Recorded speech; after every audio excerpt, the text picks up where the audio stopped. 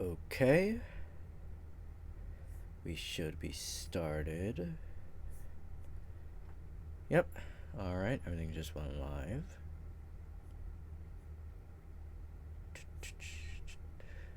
Check the stream to make sure everything's looking good. Yeah, there it is. Okay. And there we go. Alright, perfect. So, stream is live. Let me just make a quick post about that.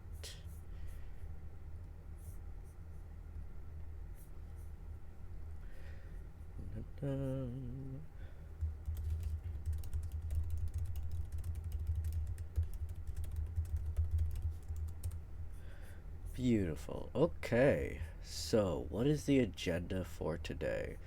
Well, today is the 3-year anniversary of my YouTube channel. Kinda crazy, I know. So, as I was trying to figure out stuff I could do to celebrate, namely stuff that didn't require a lot of setup, because it kinda snuck up on me, the anniversary, if I'm being honest. I haven't uploaded a lot recently because I've been busy with midterms as well as health stuff. So I didn't realize even that the anniversary was coming up until like a few days ago. And I figured this sounds like it'd be fun to do. I've seen people do similar kinds of stuff in the past. So here we are with the videos because I have like over 150 of them at this point. So we have a little tier list. We are going to, you know, just drop stuff down. I'm probably going to just talk about things a lot. I'm not gonna like play every video, because if I remember it, I don't really feel a need to. But if we need to watch it to get a bit of a context or remind myself of details to figure out where I want to put it, we will. It'll be fine. So we got our tiers here. Honestly, you know, I was thinking about doing just regular lettered tiers, but I think I want to give them some fun names instead. Because, I don't know, that just feels like it'll be more enjoyable. So let's go ahead and do that.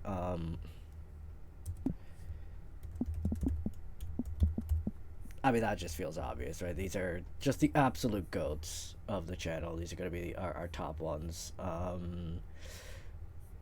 A tier, we'll call these personal favorites. So maybe not like the best quality ones or the best performing. This is gonna talk too much about performance, honestly. But yeah, these could be the ones which I personally relate to a lot and I really enjoy, have cool stories on, and as such I have a bit of a closeness to. B will be pretty solid. Like, these are alright videos. I think they turned out well. Nothing too spectacular, but I am still pretty proud of them. C will be just be yeah, we'll just call these no, not average, perfectly serviceable. So these are going to be videos that work just fine. I don't really have an attachment to them. I don't think they do anything too cool or unique or interesting or anything like that, but they're there. They're good. I'm not going to, you know, dock them for that. Deer tier will do kind of like, what are you doing, bro? These are videos that didn't turn out the best, that maybe don't have the best quality footage, but they're still like fine, I guess. And then these are just going to be actively regret / forgot about. No, that feels harsh. You know what? We will just call our F tier better left forgotten for now, because I have to include some FNAF reference, obviously. If you know me, you know that's how we gotta do this. Okay. I mean, with all of that, I think we're pretty good to start. Just gonna have a sip of coffee here, because it is late for me. And You know what? I think I'll pull up some just chill music to have in the background because, like, why not, right? We'll enjoy it. What should I pull up in terms of music is the question. You know what? I would just pull up FNAF because it's on my mind now. FNAF 6 OST because that's got some good songs. Yeah, sure, we'll do this. We'll turn that down a bit. Just make sure you guys can hear me over it. Yeah, that'll just be good background audio. I think that sounds good. If there are any problems, just drop a message, let me know. But with that, let's just get started, shall we? Okay, so as you can see here, I do have everything in order. My thumbnails are pretty detailed, so they don't look the best in this format, but they're all here. We got every single one on the channel. I have most of them saved on my computer still. These first few ones I actually had to take screenshots of in order to get the thumbnails because I lost the files as I've been trying to clear stuff out.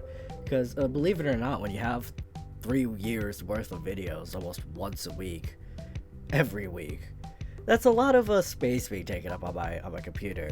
So yeah, I've needed to clear away some things, but I still have most of these. So let's just kind of jump right into this with your creation takes you in part 1. Not takes you in. Your creation comes to life part 1. Takes you in was later, yeah. Okay, so this video, you know, I have a soft spot for it because, like, obviously it was the first video I ever made on my channel. But at the same time, the quality just isn't the best. Okay, here, we'll do this. I do have this, I do have my channel pulled up. We can sort by oldest to kind of go through stuff as we see fit. I'm not going to play it fully, but if we just kind of scroll through, you can kind of see, oops, yeah, you can kind of see, don't need the captions on. I did not have things properly figured out in terms of actually formatting things to be the same. So like, if you look at the transitions, they're really sloppy. You can see the entire frame shifting and stuff. It's just a really sloppy job, all things considered. And I did not leave enough space for listener responses between parts of me talking. Doesn't make it how much better. I figure out how much time I want to do much later. So I mean, it's all right, but I mean, it's either perfectly serviceable or what are you doing, bro? I really feel like I could have put more effort into this. So, you know what? As much as I have a soft spot for it, I think we're just going to drop it in what are you doing, bro? Because, yeah, there's a lot of, especially more so technical things that I could have done a lot better. Sound effects, there aren't many. The ones I did need, I just recorded myself. And it worked fine. I just didn't really know any good places to actually find sound effects at that point in time yet. I wasn't aware of all the websites that I use nowadays for that.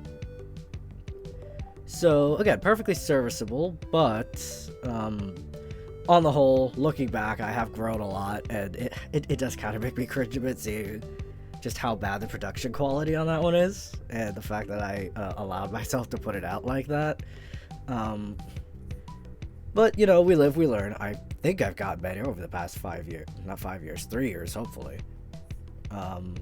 So with that, we'll move on to part 2. How good was that one in terms of production quality? I don't remember. Hey, wake up. No, okay, yeah, still pretty bad. Okay, so... and I have even less of an attachment to this one, so yeah, I'll just go right next to it in what are you doing, bro?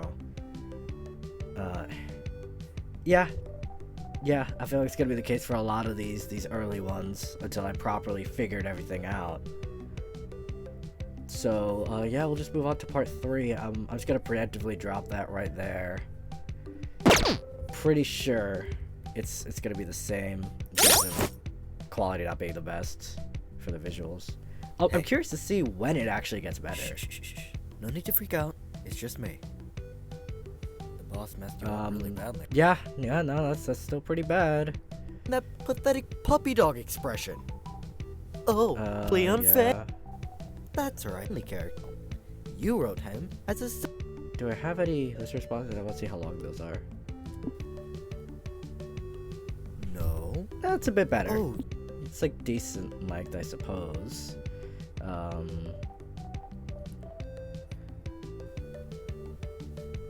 what do you mean? Yeah, still a bit shorter than I would do nowadays. So I mean, a little better, but not really. So yeah, I think that's good. I'm just gonna preemptively drop parts 4 and 5 down as well. We'll check those real quick to see if they got better, but I don't think they did. I think I only learned my lesson quite a while into things. So plus some of these are really short. Day ends. Exactly the same as yesterday, and the day before that. Yeah, Not it's not that making good. any progress.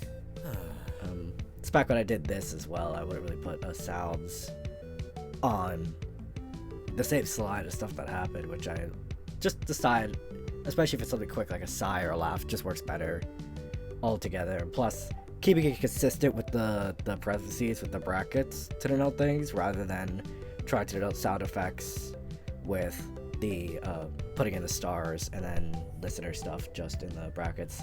I feel like what I do now works a lot better as opposed to this. Okay, and are we anywhere near the middle? Ugh, I thought. Yeah, that's still way too quick. I'm gonna turn down the music a little. Actually, I'll do it through OBS.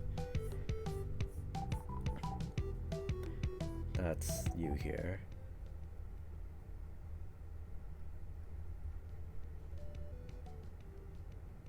Okay, hopefully that's better. I'm still hearing it from the actual app as well, so I don't know how loud or quiet that is on y'all's end. If you want me to change things, just let me know and I'll update it.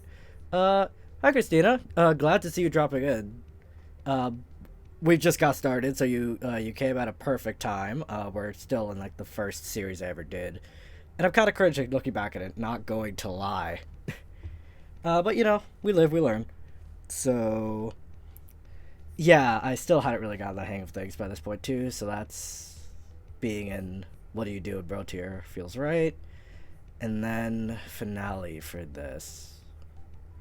How do we feel? Did I get better? I doubt it. Let's see.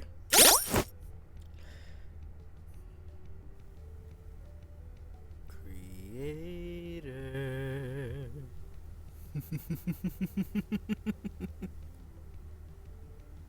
Why, hello. Welcome back to the waking world. Did you enjoy a little trip to My dreamland? voice clicks so much at it too. Why were you unconscious? Yeah, it's about the same. So yeah, that'll stay right where it is in what do you do, bro tier. Which means we can now move on past this series for the first time to I forget the names of half of these. That'll be so for real. What's this one titled? Walking with your cyborg partner to Cyberpunk City. That's it. Yeah. So that's the first audio I did outside of the series. I started off pretty aggressive, looking back with that character, the creation saga. But yeah, so I wanted to try something a bit more wholesome at this point. Woke up at a good time. That cringe gamer stuff just means you've grown and improved. Oh, thank you. And yeah, exactly. It is really weird going back through a lot of this stuff. But then again, it's been so long since I've thought about all this, so it's kind of fun for me too. I'm glad you woke up. I'm honored you decided this was a good use of your time first thing in the morning, and I'm glad to have you with us. Okay. Now. Also, how's the music in the background sound? Is it too loud? Too soft? Let's see. How did this one come out?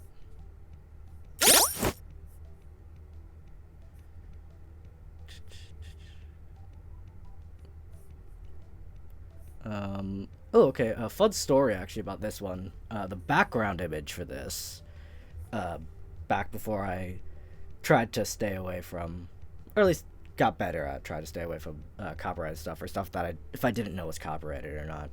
Well, first off, as you can see, a lot of these early videos, I just used character arts I found online, rather than try to make stuff using the Pick Crew app, which I just find is a lot better because it allows me to do things that are more tuned in to specifically what I like, and as well if I'm using one which says that it's approved for commercial use, then I know I'm like good in terms of like legal aspect, right?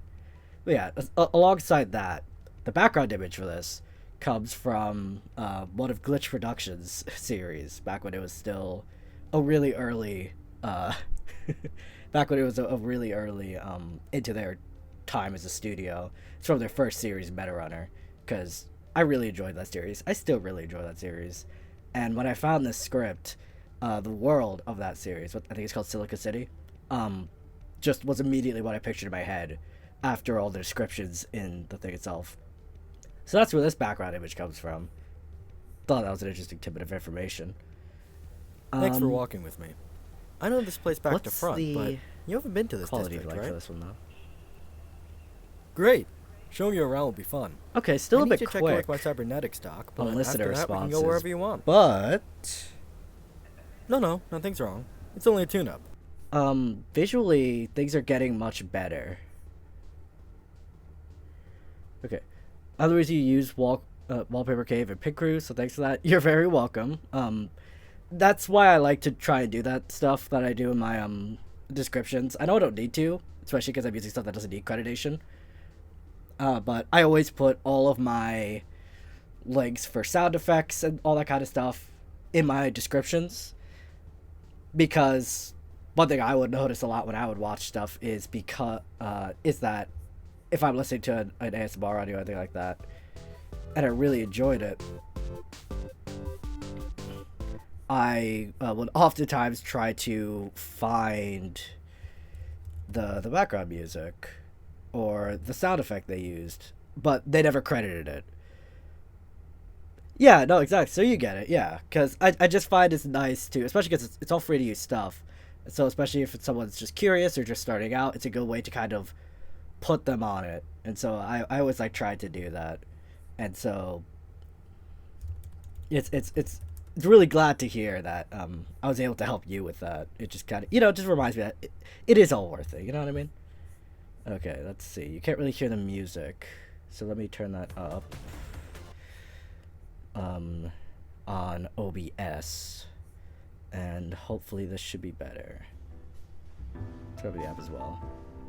I'm gonna do a bit of Persona music because I really enjoyed that. Okay, so let me know how that is. Getting back to this, yeah, visually it's a lot better. The visuals don't jump around nearly as much. Still don't leave as long of gaps for listener responses as I would in terms of being able to read it if you're watching the video, but already a pretty big step up in just quality. So I think for this will be our first one in perfectly serviceable tier. Does the job perfectly fine. I don't really have any connections to it emotionally nowadays, but it's there. It works. It was the first wholesome style video that I did, so that was very fun. Getting to dive into that archetype, and I've continued to do so. And yeah, I mean, there's still some problems, so we're not going to put it any higher. I think that's a perfectly fair rating. Okay, next one is submitting to a sadistic vampire. So I jumped around a lot in tone early on, as you can tell. I kind of wanted to experiment a lot. This one, it's still one of the best performing videos on my channel. How many views? Yeah, like almost 3,500. So I'm really surprised that it did that well so early on into the channel's life. But I'm glad it did. At the time, I'm pretty sure this was just a one-off script. Parts 2 and 3 came later. And it took me way too long to get around to doing them. I'll be honest, I kind of missed the train on that, so they didn't do nearly as well. But this was a really fun video to do. It was my first time getting to dive into a bit of a darker subject matter, even darker than, the creation stuff. Because there's a little bit of like kidnapping and intimidation and whatnot, but this one especially is very seductive and all that kind of stuff. Which again, very new for me. I felt very awkward recording it a lot, I can remember. Still do sometimes when I do characters like that, but I've gotten better with it. But yeah, this one's really solid. It does really well, so I mean, I think I gotta put it in pretty solid. Yeah, I wouldn't call it a personal favorite because I don't really think about it or go back to it a lot. But I mean, yeah, that video did really well. I had a lot of fun doing it. Yeah, I think that's the perfect spot for it. Okay, next we go back to the creation with Creation Takes You In Part 1. So the second series in the Creation saga. That's really fun. My first collaboration on the channel. First time collaborating with Sen, who has since become such a close friend and a frequent time collaborator on the channel, and myself on his. You probably see us hopping into each other's videos and channels all the time. It was really fun getting to work with him on this. He was absolutely fantastic. He needed like little to no direction on how I wanted the character to be performed. Even just based on the script, he was able to get it done like all perfectly first try. He's absolutely amazing. He knocked it out of the park. He really elevated this video.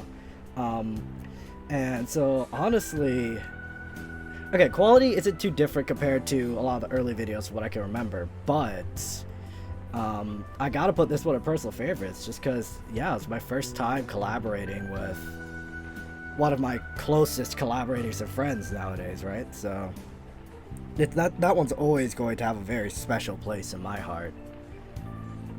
Okay, next up is, yeah, your Yandere classmate is a villain. So this one's a very interesting video. This is, to date, still my best performing video on the channel, almost 10k views. The story behind it is kind of interesting. It was the first one that I did, which had a lot of kind of intensive sound effect work, which was really fun. But also, so it was written by another VA on YouTube, much bigger than I am, and so he would post the stuff on the Script Haven, and in order to post videos on the Script Haven, it has to be from a script on that subreddit. So he would post those scripts on the subreddit as well. And the thing about that is that I at least couldn't find anything that said he didn't want scripts to be filled, and the policy of the subreddit is that if it's out there, you can fill it as long as you do all the proper credits and stuff. So I did. I filled it. It turned out really well, and there was going to be a part 2, and I had the post saved, but then he deleted them. So I don't think he wanted anyone actually filling these scripts that he was writing for himself. So that's kind of awkward. I did feel kind of bad about it, but like he didn't like approach me about it or anything. He didn't tell me to take the video down or anything like that. So I feel like it's probably just a misunderstanding, and so that's just kind of what happened. But still, on the channel, still did really well. Still a lot of fun with it. Kieran, welcome in. Thank you very much. Thank you for being part of the journey for most of it, honestly, at this point, because we met pretty early too. But yeah, so I mean, this one I think is gotta be the first one in the GOATS tier, because it's the first one I put a lot of intensive sound effect work into. It's still the best performing video on my channel, so like that's gotta count for something, right? So yeah, I mean, that one was really fun. Creation Takes You In Part 2. Good video. Not as attached to it because it's not the first time I did a collaboration with someone. It is just a follow-up. Still really fun to do. How was the quality on this one, on Part 2? Oh, did I forget to put Part 2 in here? Hold on. That's the Part 3 thumbnail. Damn. Alright, shit. I forgot about Part 2.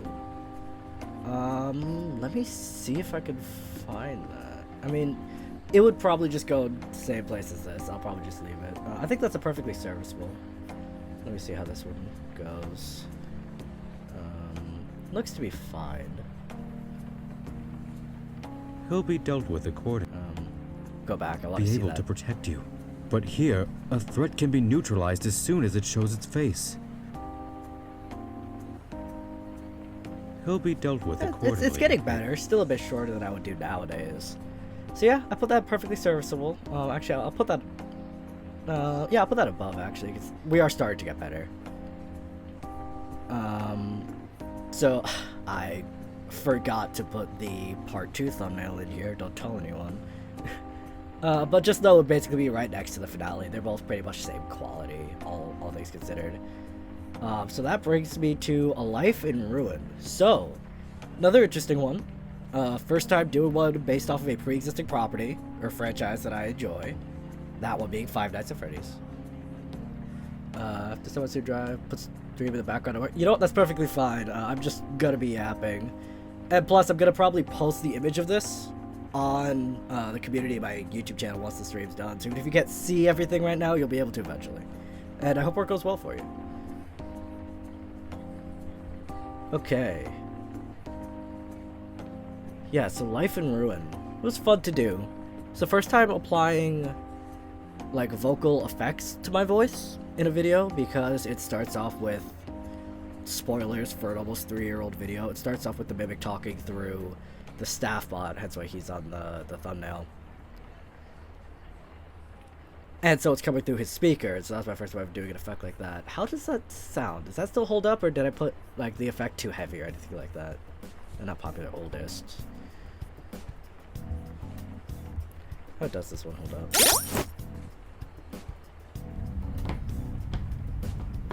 So I did start using free sound by this point. Yes. Okay. Yeah. Okay, hurry up, bro. Hi, please take this map. There. I managed to override the AI. So if even one of those bots is still active, they should serve as a not put mouthpiece. effect on the voice. Who knows how long I've been down here now? Feels like days. Maybe weeks. I'm so weak. So hungry.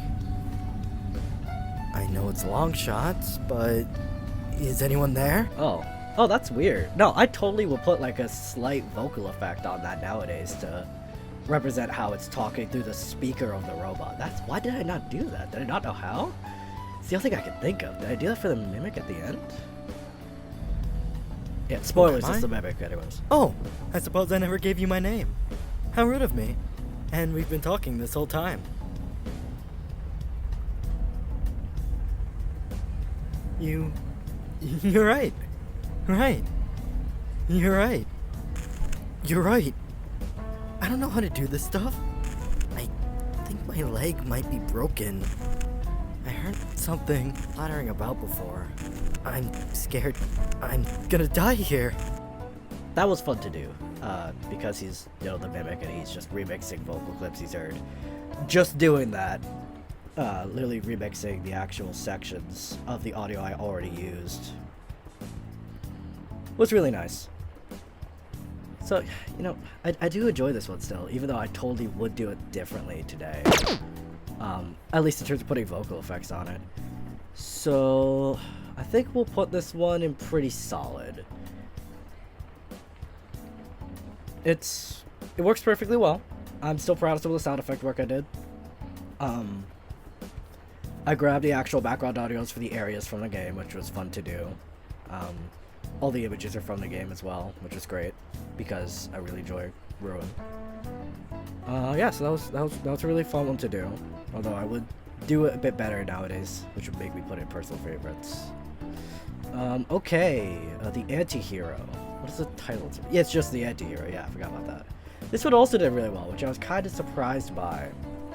But I'm glad it did, because it was very fun. I don't really have a lot of memories or a lot of stories for this one. It's going to be the case for a lot of these early ones, I'll be so honest. But it was good. It did well. I enjoy it. I'll probably put that in pretty solid as well. I think right under. Yeah, that feels right. I don't think I would put it above A Life in Ruin, despite the fact that it did much better. Don't really have as much of a connection to it. It wasn't as interesting on the gameplay perspective. Not the gameplay. Jesus Christ. It wasn't as interesting on the design perspective. So, yeah, we'll just leave that there. Next is Your God Boyfriend Comforts You.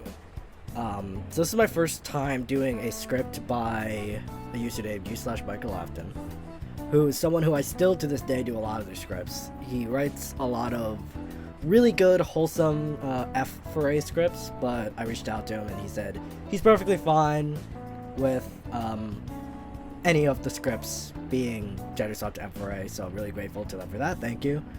That one did quite well. Has 1,000 views over, so that's nice. Love to see it. It's probably it's one of my favorite wholesome videos that I've done personally. Even now, it always like comes to my mind. I love the design of the character I found for it. Again, I wouldn't use a character like this again nowadays, but I don't know. I think he's so cool, and I think he fits the vibe perfectly. I think he's so supportive and sweet. He was so fun to voice. And again, this is a script writer who I've gone back to a lot. So even to this day, so I definitely think I will put this one in the personal favorites tier. Probably not above Creation Part 1. Yeah, I think that's fitting. I think we'll leave that there. Okay, interview announcement. So, this is going a Better Left Forgotten for now, because this was supposed to happen with another ASMR voice creator who was interested in starting up a series where he interviewed other creators. He had like certain criteria that he wanted. I didn't meet them. I think he wanted like channels with over 1,000 subscribers. I only had a few hundred at the time. But I reached out to him and I told him like, hey, I know I don't meet your criteria, but I'd be interested in doing this once I do, whenever that is. And he was like, no, you're fine. I'd be down to talk to you. I just did that so I don't get people who are like brand new, but you have an established presence. You seem to do this consistently, so that'll be fine. But a lot of time passed. Our schedules just never ended up working out. I was busy with college stuff. He was busy with his own life. Things never happened. I honestly don't think it's ever going to happen because we haven't talked in such a long time. So yeah, that'll be our first and maybe only bottom tier video. We'll see. But yeah, that's definitely gonna stick in Better Left Forgotten for now. Okay, next up, another really well performed one, Talking to a Popular Boy at a Party. So this was written by Ninetales, who, for those of you who don't know, is also the one who wrote the follow-up for Warren for me for Monsters Ball. And this was a good while before I even started talking to him and met with him on that project. So that's kind of cool looking back that just happened, right? This one was really fun. It's my first time ever using background music in a video, which was cool because I had some music from the party when the listener leaves and comes out and finds the speaker. So that was cool. I like doing that whenever I can. It's always fine looking for copyright-free music I could try and use. So that was really enjoyable just in general. Really good scripts. Really fun to work on. Don't really have a lot of other stories or connection to it aside from that. Did really well, but I don't really have any connections to it aside from that. So I think I'm just gonna put it at the top of pretty solid because turned out well. I don't remember the process being hard at all. I think quality-wise it was pretty decent. I think I was starting to get into my stride at this point. And yeah, I mean, it has that interesting tidbit of information with Tails. So, like, that's interesting, so that puts it up, obviously. But I don't think I'll put it in personal favorites or any higher. Okay, next up, Yandere leaves you a voicemail. This is another series I ended up doing. Well, at the time, again, it was just a one-off script. It was really fun. This was probably then the first time I did a vocal effect on my voice to do the voice call of it all. It was fun. I think it turned out well. Did pretty well. I think this might be the best performing of the series. Maybe the finale did a little better. I'm not sure. I know part 2 was a dip though. What's the quality of this one like? You have 5 new messages. Saturday, 2:30 a.m. That's just like Siri text-to-speech on my iPhone. Hey babe, just checking in on you. I saw your post online about Tiddles going missing, and I want to tell you not to worry. She's right here. I came over to your house when you weren't in, and she seemed lonely. So, I brought her home with me. Why don't you... Yeah, quality's getting a lot better at this point. I actually am paying attention to making sure the frames of the animation are all the same. Kind of important. Okay, well, not there. I'm not perfect yet. I'm still not, but I'm a lot better. yeah, this is what I did sound effects with the stars still, rather than putting in parentheses to keep everything more visually consistent. Not a big fan of that, but this was fun. He was a good character to voice. I enjoyed it. Still had the old outro because I didn't have the character yet. Yeah, no, it's good. That's just, it's a pretty perfectly solid one. Probably put it, you know, I do like Sadistic Vampire a bit more, so probably put it right there. And perfectly pretty solid. It's when I was starting to get into my stride a bit more. So I do enjoy that. Alright, next up is, I'm forgetting titles, Infamous Blind Date, that's it. So this was the first time I got to have one of the sisters from Kyoko and Kanade appearing on my channel. So for those who don't know, I have done voice work for another much bigger YouTube channel called Kyoko and Kanade. They make really cool stuff. I've been in quite a few of the videos at this point, and I needed a female voice for this script, which I wanted to do, so I figured I'd reach out to Kyoko, and she was very happy to help and to do it, to be featured on the channel, which was really cool for me, because still probably by far the largest channel I've worked with just in general, and then I still actively collaborate with, which is fun. Haven't had them on my channel in a while, though. Maybe I should try to figure out a way to get it back on, but we'll see. But yeah, no, this one was really fun. It was another great collab. I really do like this character. He's fun. He's kind of goofy, which I enjoy.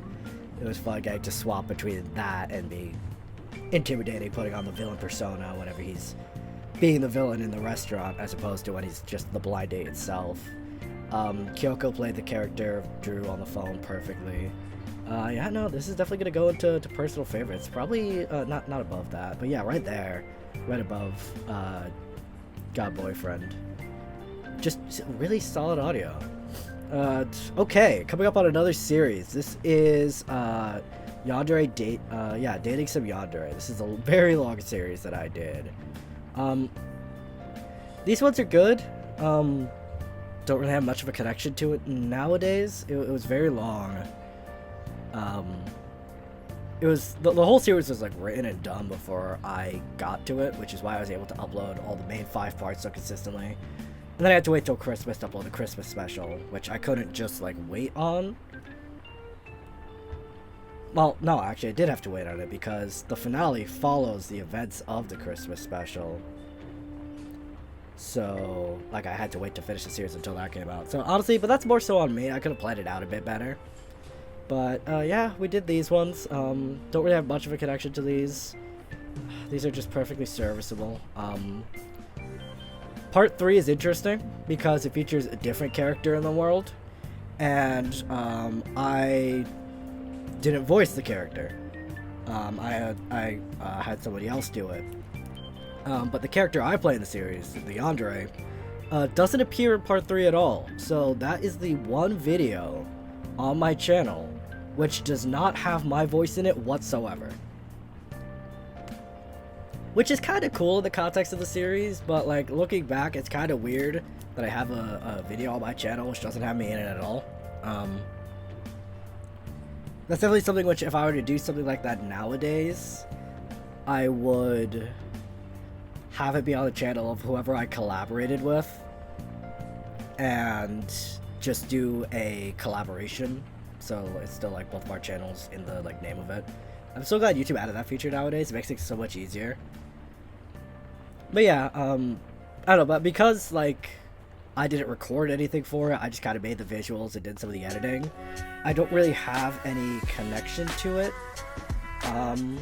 one way or another in terms of stories or anything like that.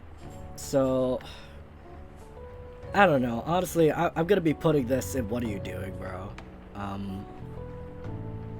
It is kind of funny, I do agree, Christina. It's just looking back at the grand scheme of things, I have no connection to it whatsoever at this point. So plus I feel like I could have done a better job with the thumbnail too. I feel like background isn't blurred enough. I could have done a better job at that, maybe altering some of the hues to make it so that the text didn't blend in as much. So it's whatever. Parts 4 and 5, perfectly serviceable.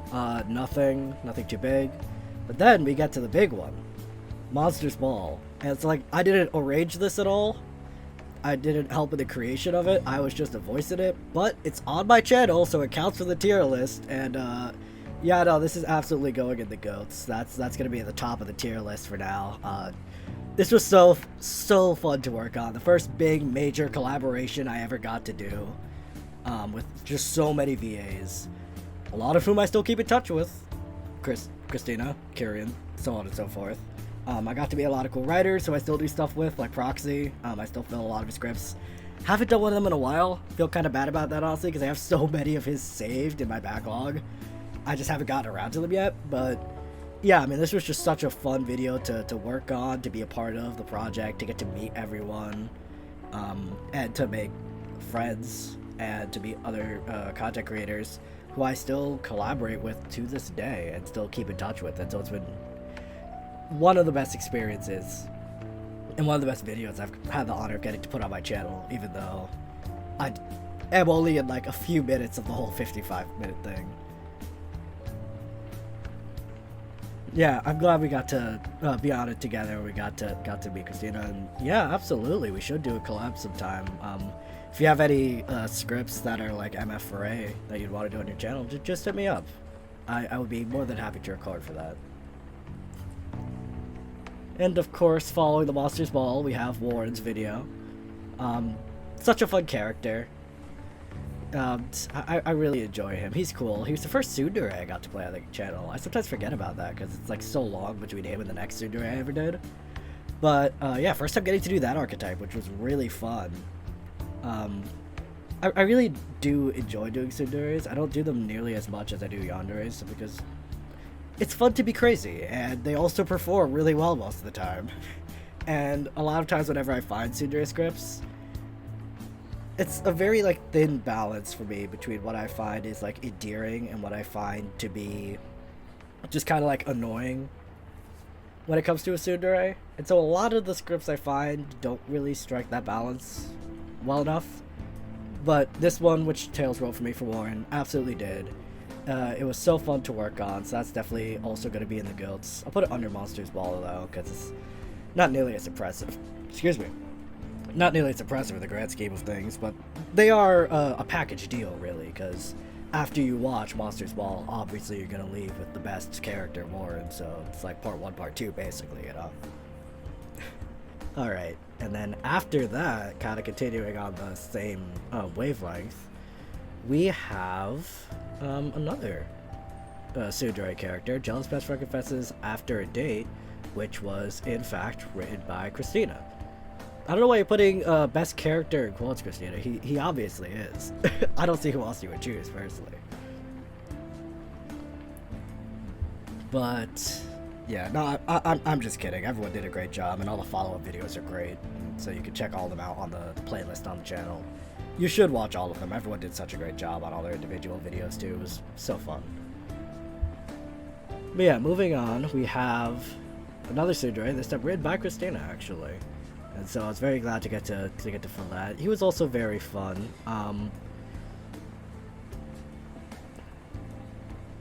I do remember this one taking quite a while, just because my editing software wasn't cooperating a lot when I was working on it. But aside from that, nothing too interesting in story. Oh yeah, actually, I totally forgot to mention. So with Warren, it was my first time using a pit crew for a character, because although I wasn't monetized at the time, and I'm still not, but whatever. But even though I wasn't monetized at the time, the plan was a lot of us would be uploading the original Monsters Ball video. So we all wanted to make sure that our character designs were okay for going on channels that did have monetization. So I found that pit crew, which is, you know, good for commercial use and all that stuff. And I made the Warren design, and it was really fun, and that started the trend, really, of me using pit crews. You'll see a few exceptions to that, which I'll bring up when we get to them.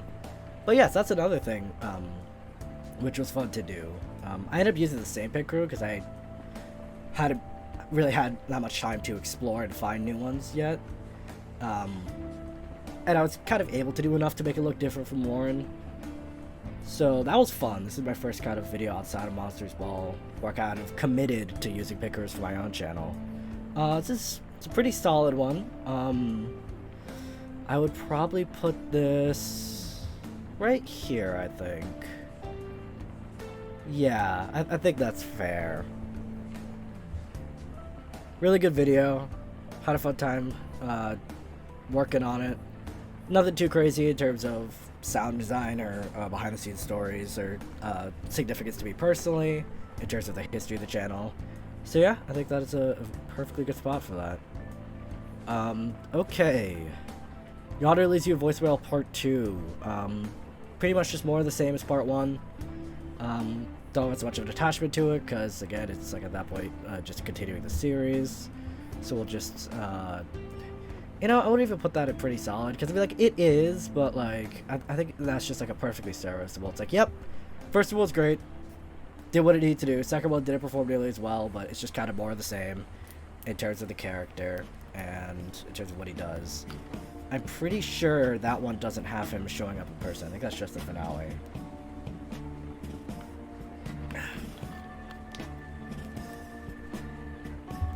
So yeah, it's just really more of the same, so we'll drop that there and just not pretty solid, perfectly serviceable. Okay, next up, what's the full title of this one? A sleep talk with your murdered lawyer mentor. Okay, so the story behind how I got this script was actually pretty interesting. Because I had seen a post on the ASMR Script Haven subreddit, sort of asking, like, hey VAs, what character archetypes or just stories and all that would you like to see? And I responded to it, and I'm a big Ace Attorney fan, so I said I'd love to see a script about like a lawyer character or something kind of inspired by the world of Ace Attorney, because I think it would be really cool to do that. And then someone completely unrelated to, like, it wasn't the person who made the post, responded to me saying like, I'm working on a script with a character that is partially inspired by Ace Attorney. Do you want me to send it to you when it's done? And I was like, yes, please. So that was really fun, because like that just happened to happen, right? It's one of the most natural meeting inspiration kind of moments I've had on the Script Haven, which was cool. Technically I got to play a ghost. That's fun. Because of the slight Ace Attorney inspiration with the script, I kind of designed the character off some Ace Attorney characters. Most notably the Red Jacket, like Miles Edgeworth. We love to see it. So that's a fun story. Honestly, I put this in perfectly serviceable, probably right there. Good audio. Actually, I'll put it above part 2. Yeah. Good audio. Really fun to work on. Really fun story behind how I came across it. Very solid. Okay, next up. Saved by the Doctor, a Doctor Who inspired episode. So, I did a lot of these back to back, didn't I? That kind of inspired by fandoms I'm into. But yeah, that was really fun to do, especially because a lot of sound effect work, which is specifically sound effects from the show, like the TARDIS and like the sonic screwdriver and all of that. So it was fun getting to like look up those sound effects and putting them in. Getting to do that, getting to do a take on the Doctor, designing a character that looked like a future incarnation of the Doctor as well is really fun. Getting to say Rexicorico Fallipatorius is really cool, because it's just such a hard word to say, but I've seen Doctor Who so much that I could just say it perfectly like that, so that was fun too. Scriptwriter commented on as well, which I always love to see. I love it when a scriptwriter sees the film and takes the time to put a few thoughtful words down, or even just saying thank you for the film. It's always nice to see that. And he did for that, which is really fun. It's performed pretty decently well, I think, too, right? Yeah, well, 666, we can say what we want to about that, but still pretty good performed video, all things considered. Yeah, no, this was really solid. A lot of fun with the sound design, just with all the Doctor Who sounds, so I think I'd probably put that... Yeah, probably put that like there. Pretty solid.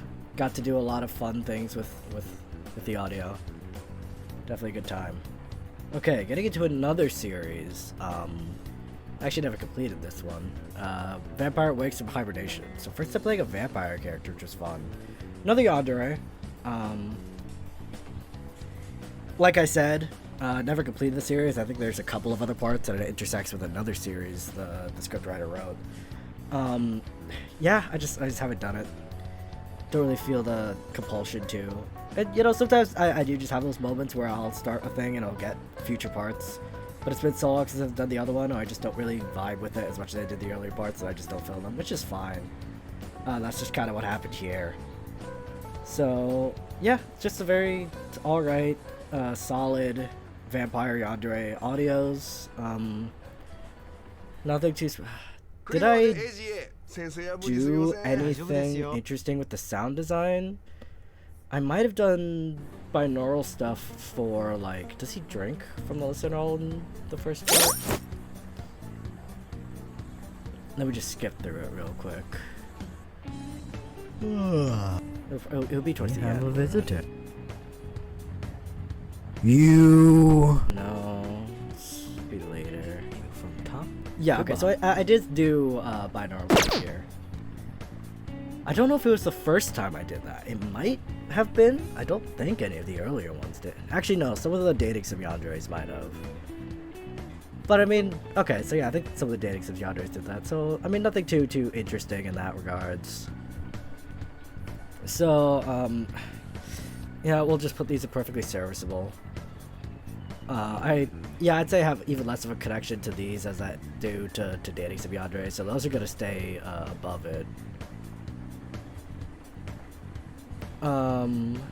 After that, what do we got going?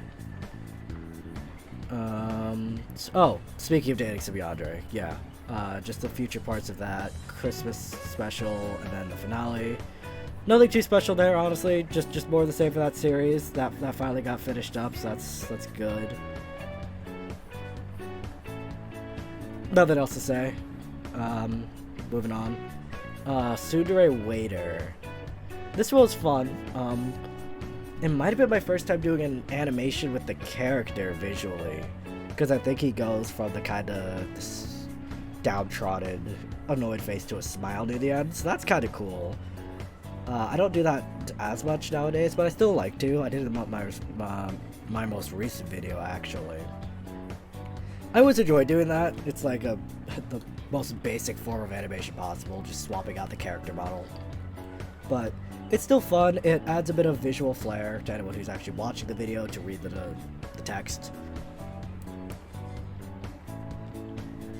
Yeah, all in all, just a good time. It was a pretty alright script. Looking back on it, it's probably my least favorite tsundere character I've done. I don't know, I just don't vibe with him as much as I do with any of the other tsunderes I've done, so I mean, I'll just go at the bottom of... Hello? Can you grab, please? What the hell is going on? Okay. Don't know how that happened. Where did I end up putting it? No, we don't want you in yet. Where'd it go? There it is. No, that's going there. Okay. My bad. Sorry about that. Let me just make sure I didn't mess up the order. Next is... Oh, no, next is playing Smash Brothers. Yeah, okay. So, this one, it'll go above the interview announcement, but it's going a Better Left Forgotten for now. So the story behind that one is that it's around when we were working on the Winter Wonderland collab with the same group as the Monsters Ball. And so I was waiting on that script, but I think it wasn't done yet by my usual upload date. So I was like, well, I need to get something out. And I didn't have a lot of time, so I was like, okay, I need to improv something. But I wasn't that good at improving audios yet, so I was like, what do I do? And I was like, I'll just play a round of Smash Brothers and talk over it. And honestly, what I did at the time was I just grabbed my Switch and started playing. And so I recorded like the game audio, the controller audio, and me talking all at once. Which means it's not the best, because it means I couldn't like cut out breaths or anything like that, and it just doesn't sound the best. If I were to do something like that nowadays, I would absolutely record gameplay and the controller sounds first and foremost, get all of that done, and then just talk over that recording as like a separate recording and layer it together to make sure I can edit the actual speaking as much as I would want to. So yeah, I mean, first improv to audio on the channel, which is something I've done quite a bit of, and it's kind of been a good fallback when I need to, if I want to get something out, but I don't have enough time to do a full script to do visuals and all that if I'm crushed for time, if I've just been like really busy or if I've been sick or something like that. So I'm glad I could set that precedent, but it is not a good video. Please do not go back and watch that. It doesn't need, you don't need to see that. So yeah, that's also gonna stay in Better Left Forgotten for now, but just above the interview announcement because at least it has some connection to the channel as a whole. Alright, next up is You Are Where You Need to Be, Comfort for Feeling Left Behind. This was a fun one to do. No, don't hashtag watch that ASAP. There's so many better videos on the channel. Don't watch that one, please. Oh, God. Alright, anyways. As long as you don't leave the stream to watch it, I guess it's fine. Okay. So, this one here. Solid. I've done other scripts more recently with the same kind of experience, not same kind of, same kind of vibe. But I feel like I've done the more recent ones a lot better simply because I've gotten better at being able to use like actual experiences to kind of help inform emotion and tone when I'm voicing characters, whereas not as much in that one. I feel like I'm just able to put a lot more of like a proper emotional weight into this kind of script than I have in the past. So it's all right.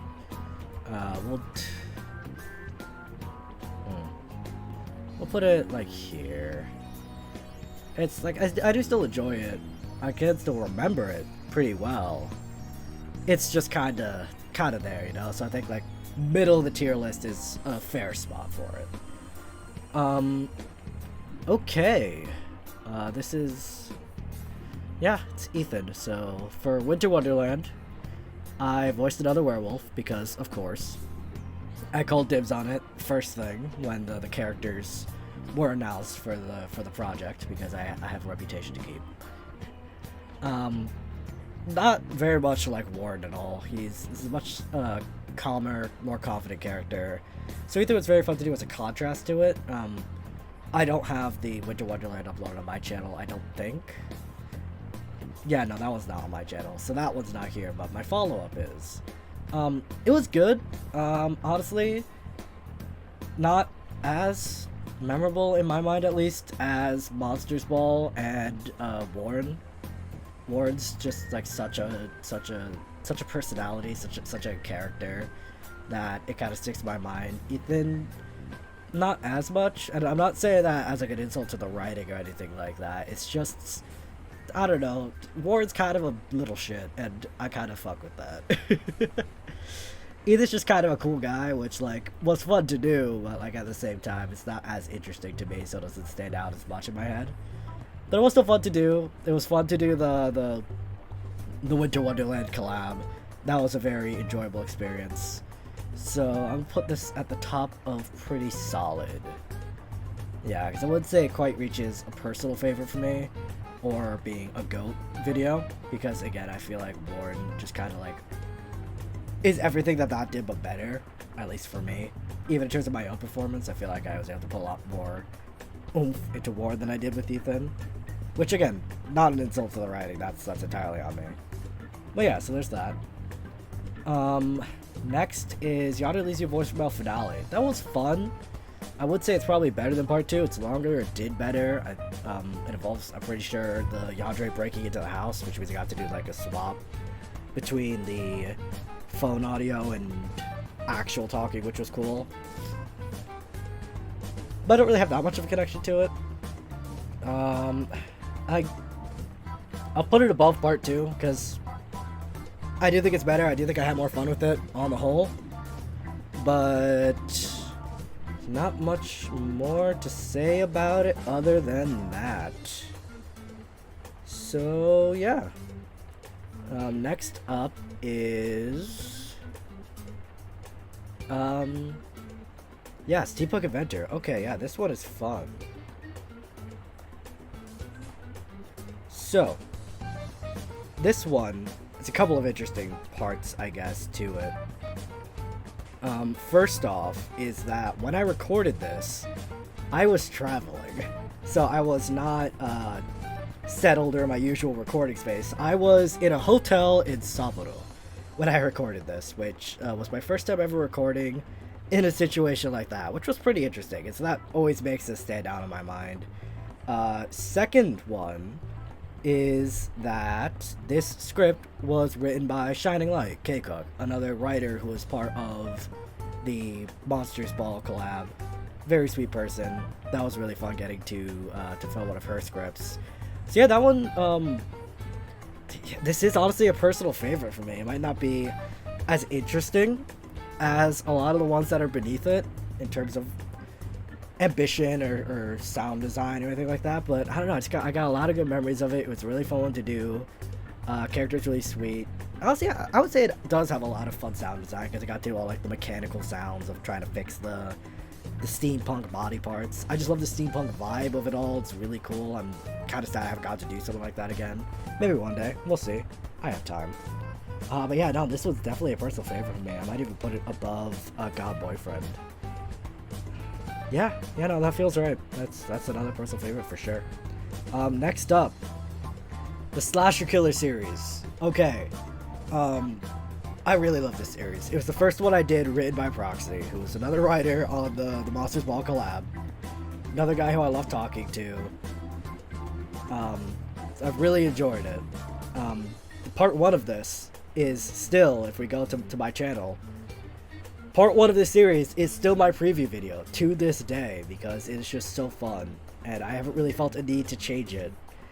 There's a couple I could replace it with, I guess, but I really love the video. I really love how it turned out.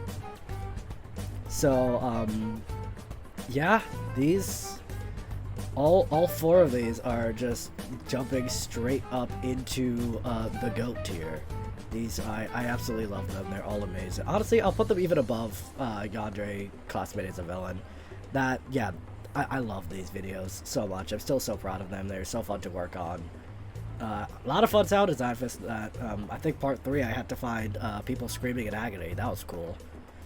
I think it might have also been the first time I used some pictures I had taken for backgrounds, because like the thumbnail of part 3 when he's in the woods is a picture of trees that I took and heavily modified to I think all the ones in that one actually, because I think the camp, that's also a picture I took. I just heavily edited it and modified it to fit the vibe of like a really, really dark night to kind of match the spooky vibe. I love those, absolutely. Not much else to say. What's next? Okay, Angel and Devil on Your Shoulders are Yonder is. So the other collab with the VA Midnight Zodiac.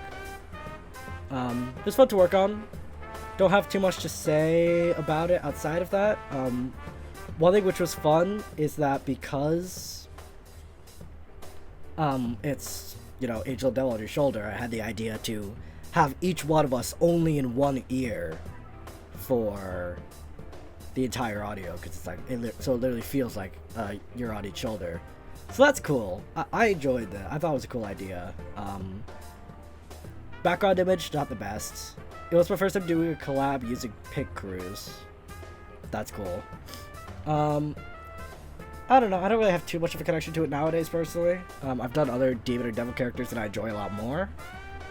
It was a fun collab, but I don't know if I put it in the upper echelon of collabs I've done, because there's nothing too special or stand out about it in comparison to everything else.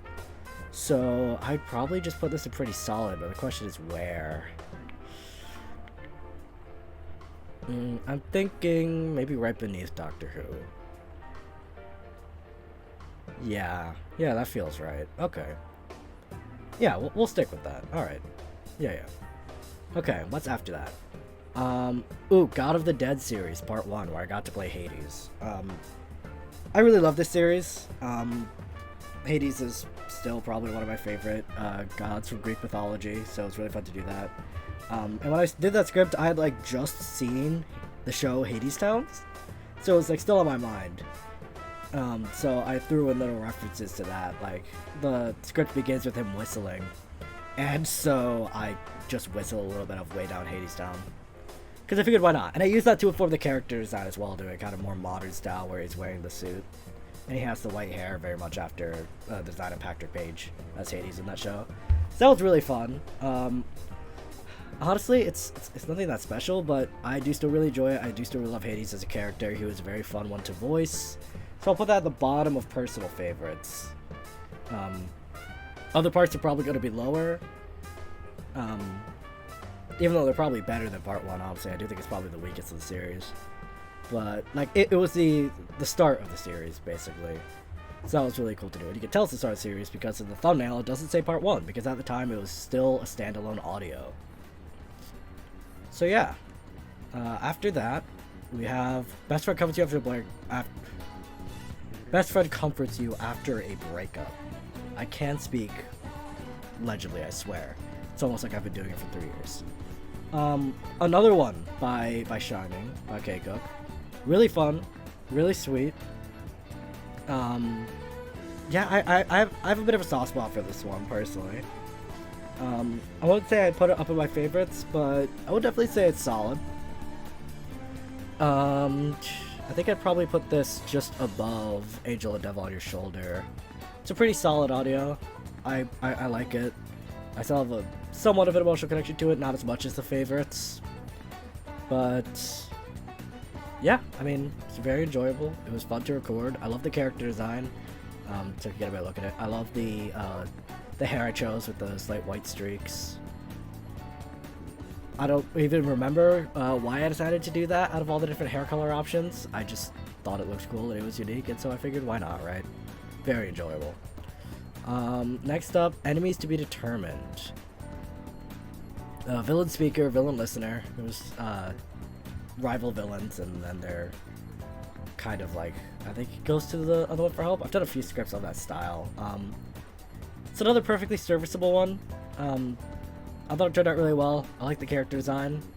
He has purple hair. I love doing that whenever I can, giving characters purple features, because believe it or not, my favorite color is purple. Kind of hard to tell based on my channel branding, I know, but yeah. So that was fun. I like the design of his eye patch. I thought that was really cool. Background images I used for that one I thought were really nice as well. Kind of unique compared to a lot of like house ones I had done in the past. So that was very fun. I think I'll probably put this at the top of perfectly serviceable. It's kind of what I feel best exemplifies that tier. It's like, yes, it is a very solid audio. It is done very competently. I just don't really have any personal connections to it, and it doesn't have a special place for me on the channel, so it's just perfectly serviceable. So, like, middle of the tier list. I think that's fair. Okay, next one. Another one by proxy. This is Evil Emperor, correct? Yes, Servant to an Evil Emperor. This one was fun. I think my first sci-fi video on the channel. I haven't gotten a chance to do a lot of those. I've done a few more since, usually thanks to Proxy, because he just writes a lot of really good sci-fi based scripts. He's just a good script writer, what can I say? It's why he's one of my most filled. Another just perfectly solid one, doesn't stand out in my mind as much as other scripts I filled from him. So this is probably also just gonna go in perfect, well, it'll go pretty solid, but I'll put it at the bottom. Oh, well, actually. Yeah, no, I think I'll keep it at the bottom of pretty solid. Like, because at least I have somewhat of, like, a personal connection to that one, despite it not being too crazy in terms of sound design or ambition. So I think that's kind of a good, like, gatekeeper between pretty solid and perfectly serviceable in comparison to Team to be Determined. Yeah, and I do have a bit more of a personal connection to that one, actually, because when that one came out, when it premiered, I was sitting in an airport when that premiere happened. So that was interesting, just sitting in a public airport with my earbuds in, watching my premiere of this. Doesn't really have anything to do with the video itself, but it's still a memory I have with it in general. So I think that's funny. What's the title of this next one? Where is it? Fish Out of Water, Part 1. I don't think the Part 2 was ever written. It was supposed to have a Part 2. But that never got written. This was really fun to do for the sound design. I had to find a lot of different sound effects for this, especially for like the water sounds and all of that. First time using that guy for the pit crew, which I've used him quite a bit, usually for like otherworldly, supernatural characters, because one of the color options for the eyes is replacing the whites with the blacks, and he has a lot of cool effects for the eyes in terms of like multicolored or like having like swirls in them and stuff.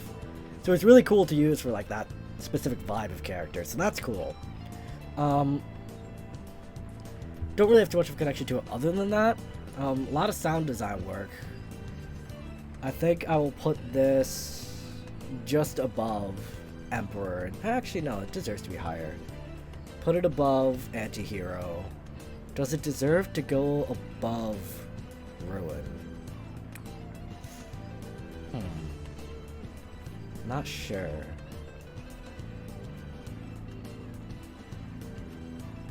You know, I think I'll put it above Ruin, and I think I'll even put it above Yandere Voicemail too. Because I haven't really done a script quite like this since, whereas I've done a lot of other Yanderes, especially on the phone. So that kind of makes this a bit more special to me. And I just really like the character. I think he looks cool as hell. So yeah, there's that. Okay, God of the Dead series parts 2 and 3. Also, very solid episodes. I'm not going to put them as high as part 1. I don't have as much of a connection to them as when I started the series, personally, I don't think. So they're going to go pretty solid. Somewhere in the middle. I'm thinking we'll do them right under that. Right, yeah, right above Angela Devil. I think that feels right. Yeah, because I don't want to put them too much lower, because I do love that whole series in general because of all the stuff I talked about with part 1. And then after that, we have another part 2 and part 3. Continue the Sadistic Vampire series. These scripts were out, like, pretty soon after I put out my part 1 video. I just never got around to them. I don't even remember why. I just like kept putting it off, but eventually I found them. It's not that I found them; it's that I had them in my backlog like since they came out. I just always found other stuff which interested me more, I guess, before getting around to it. But I finally eventually did. I think style-wise, very solid, very well done. I do think thumbnails aren't the greatest. I think I messed with the hues and whatnot a bit too much, and as such they don't look the best. Just these like really harsh bright reds and the yellow glows right behind the red text and the red character. It doesn't look the best in my opinion, so that kind of brings it down a little bit for me. There's not as much of a connection to it, so I think we will put these right under Team 2BD in perfectly serviceable. It's getting pretty big, that tier. It's probably going to be the biggest, honestly. I have no doubt this is probably going to follow a bell curve-ish design by the time we're done. We still got a lot more to go. Speaking of, what is next? We've got... It's another Tsundere boyfriend, right? I'm not sick. Yeah, Tsundere was not the roommate. Tsundere speaker, being sick. Reverse comfort. I love doing reverse comfort audios. I don't know if I love them more or as much as just regular comfort, but they are really enjoyable for me personally. I really liked him. I'll be honest, whenever I do like a stubborn stick Tsundere, say that 5 times fast, speaker on the channel, I always kind of spiritually relate to it, because first off, I think it's funny that I've done that archetype more than once, because I do have another resisted sick speaker audio that I did later. But I always relate to these ones because I can kind of be that way when I'm sick, if I'm being honest. These characters, very, very true to life in terms of my behavior when I'm sick and resisting actually doing anything to get better, just trying to power through it. It's not the greatest, I know, but it always makes it fun when I end up doing these scripts. I think I might have been sick when I recorded this, actually. It might be the reason why I chose to do it. Let me listen back to it.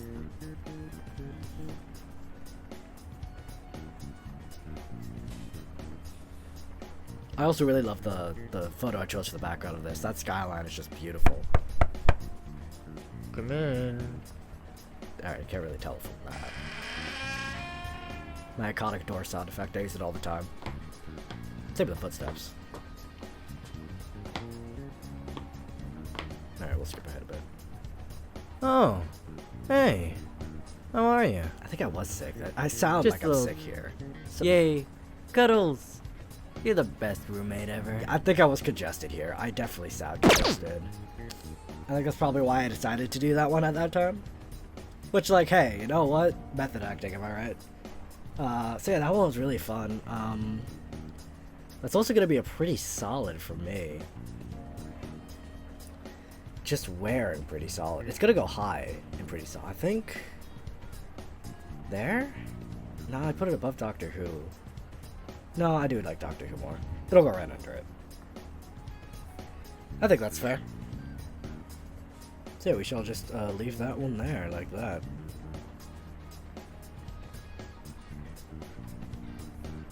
I don't really remember if there's any other interesting stories for that. I think it took a while to record. I think my thing kept crashing. Which, actually no, I think it did, because I remember using that to add to the exasperation in his voice, alongside actually being sick. So just a lot of method acting going on with that one. So that was fun. Yeah, I think I'll just leave it there though. Alright, next up is, I think the second best performer video on my channel. Your older siblings comfort you after a breakup. This is the first collab I did with Star on my channel. Another VA who I've known for a really long time and has become one of my closest friends. This one was what I did to celebrate my first anniversary on my channel, I believe. Doing this collab. It was really fun. She did the art for it. It turned out great. I love the way that the Simple Mastermind logo, well, yeah, the logo looks on the character's shirt. I think it's really cool. I love the purple color of the eyes. Hair, amazing.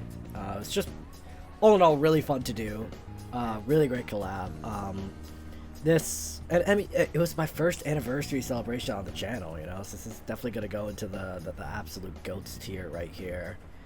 Definitely have a lot of connections with it, a lot of memories. It's crazy to think that I've been doing this since then for double the amount of time it was by the time I got to that point, you know.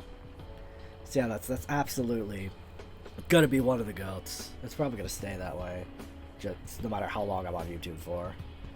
Okay, next up is Howl's Moving Castle movie date with your partner. Another script by Shining K Cook.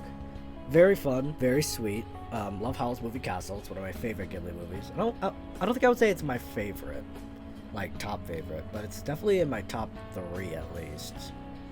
I would say it's that. Nausicaa. I mean, technically it's not a Ghibli movie, but it's always counted as part of it, so I counted it. I'd say it's my personal favorite. So yeah, I think Nausicaa, Castle in the Sky. Actually, no, Wind Rises and Howl's Moving Castle are my top 3. Then Castle in the Sky and Porco Rosso round out the top 5. So yeah, that was fun. I kind of based the character a bit on Howl. He's not Howl, obviously, because you're watching the movie, but I wanted the design to kind of evoke that in terms of like the color scheme and all that, so you know, the blonde hair, the blue eyes, all that kind of vibe. That was a really fun one to do. I think I'll put it at the bottom of Perfectly Solid, because I don't got much else on it, just it was fun to get to record it because I love Howl's Moving Castle, and it's a script about Howl's Moving Castle, so I'm not going to complain. Okay, after that, Yandere Superfan Kidnaps You. It's a good audio from what I remember. I'll be honest, I don't really remember this one. I don't remember any like lines or specific sections or details. Minutes since we got home? Flick through it real quick. Oh, but it was so hard to wait. So we have nothing to be worried about. In the car. We're home. Safe and sound. Still doing stars for that this late in? That's crazy. I read somewhere that you can get brain damaged if you're exposed to it for too long. Guy. So I made do. To live. I remember the moment. If they were even paying attention at all. Yeah, I mean, it's good. Don't really have any connections to it outside of that. I'd say this is under, yeah, I'll put that right under T2BD, perfectly serviceable. Solid, don't really have much of a connection to it since then. Moving on from that, Secret Agent series by Proxy. This one was really cool. A lot of sound design work on these ones too. Really sad parts 2 and 3, well, slash finale, didn't do as well as part 1, because I really do like this. I think it's one of the most underrated series on the channel, personally. very good. I want to put him as high as Slasher,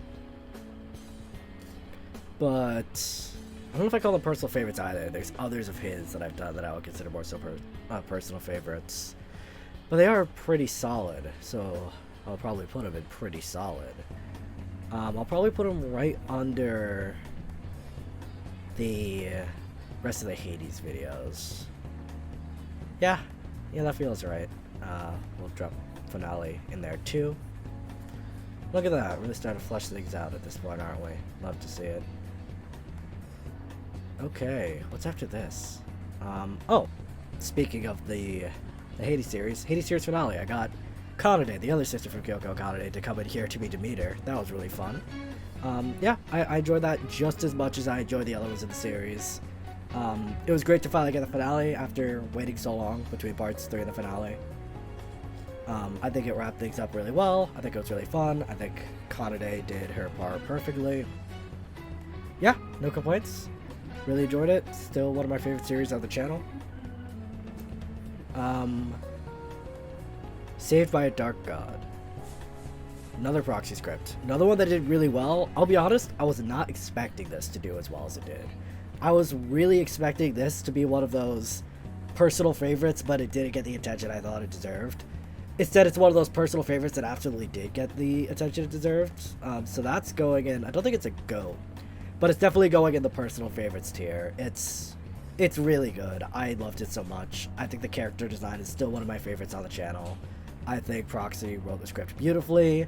I got to do a lot of cool sound design with the voice to lower my voice with the bass and to do like a big booming echo because he's a god in a temple. Absolutely love this one. No notes. 10 out of 10. Okay, after that, just a date under the full moon. Now this is one I really enjoyed but didn't get the attention it deserved, because this one still, even after a year, almost 2 at this point, has less than 100 views. It only has 70. Kind of crazy.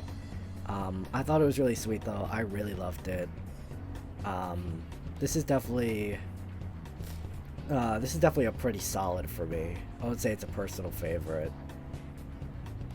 but I definitely do think it's underappreciated. If you want a video of mine that you haven't probably seen, because I have 1,140 subscribers, this thing only has 70 views, so I know most of you haven't seen this. So if you want a video of mine you haven't seen, but you still want to hear my voice, go watch that one. Please. I really enjoy it. I think it's one of the sweetest ones I've ever done. So yeah, that's absolutely going to be a pretty solid for me. I think I'll put that right under the Hades videos, honestly. I really enjoyed working on that. Okay. After that is You Summon a God, written by Adeline, so another scriptwriter who I met through Monsters Ball. Very fun script to do. I love the character design. I love his eyes, the gold. I love the gradient on his hair.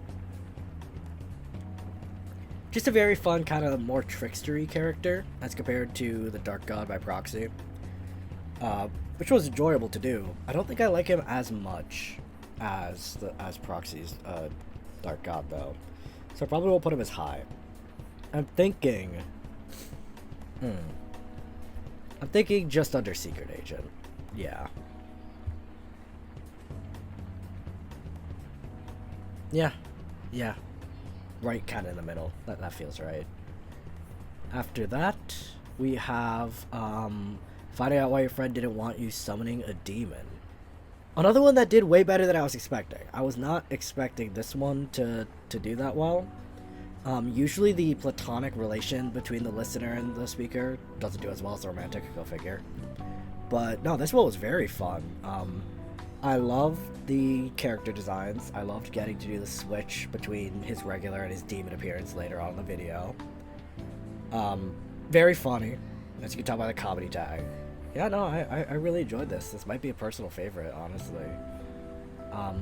Probably under Dark God and everything else, but yeah, no, I really enjoy that, and I'm very glad that one got as popular as it did, because I really thought that was going to be another one to fly under the radar, kind of like Serving a Dark God. Saved by a Dark God, my bad. After that is boyfriend cuddles into your chest. So an M4F reverse comfort script. That one was fun to do. I love the character design. I think he's great with just how tired he is. Definitely relatable. I probably was pretty tired when I did it at the time. That might be why I decided to do that one. Really fun. Really enjoyed it. Wouldn't say it quite reaches personal favorite for me, because it's not one I really think back on a lot, as opposed to all the ones in personal favorite or above. But this is definitely also going to be in a pretty solid tier. We're gonna have a lot in there, I'll be honest. That's probably gonna be the biggest tier, even more so than perfectly serviceable. Which I think it's good. I'm kind of glad that this thing's probably gonna be top heavy. But where in pretty solid is it going to go is the question. Probably not that high. I'm thinking over yonder a voicemail. Over Angel the Devil on Your Shoulder. Yeah, I don't think I'll put it over. Yeah, I think in between those is what I'll do for that. Okay, after that we got another villain. Supervillain Nemesis patches you up. This was another fun one in terms of the visuals.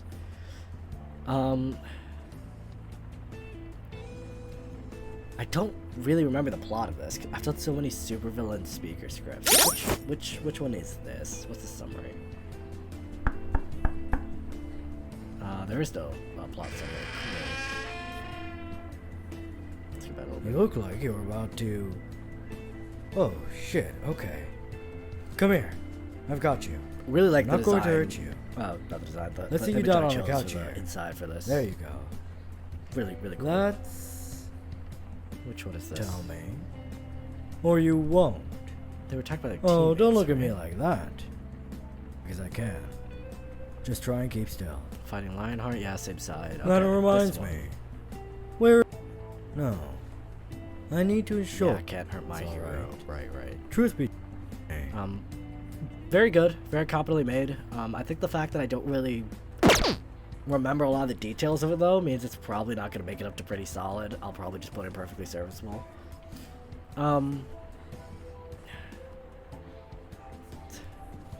It's well done, but, like, I'm probably going to end up putting it here, all the way under Sleep Talk with Murdered Lawyer Mentor.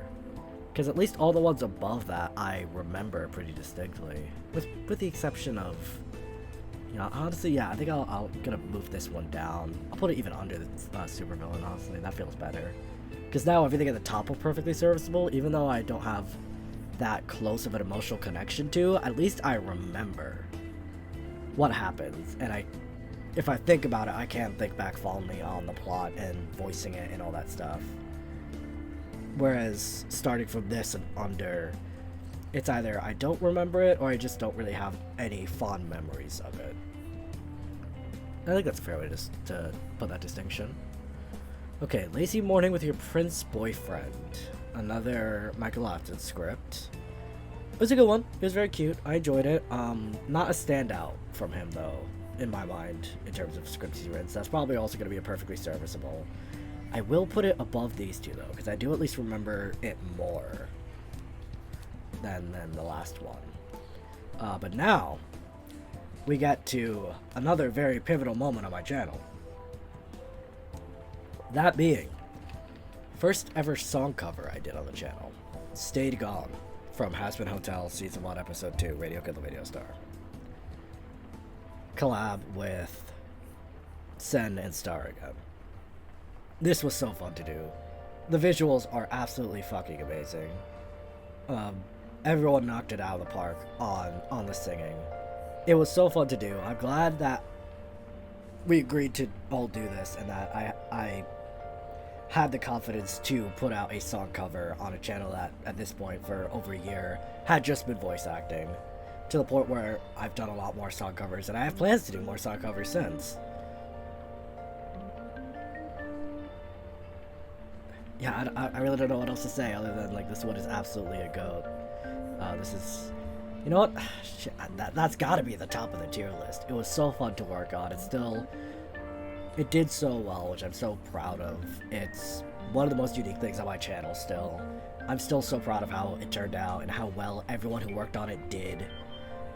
It was just absolutely amazing to work on. I think the end product just turned out fantastic. I'm so proud of myself and Zen and Star, the work we all did. Especially all the fucking art Star did to do the like animatic style. And coming up with the mashes of my and Zen's characters with Alistair and Vox, and with Star's character design with Valentino and Velvet in the shots. It just turned out absolutely fucking fantastic.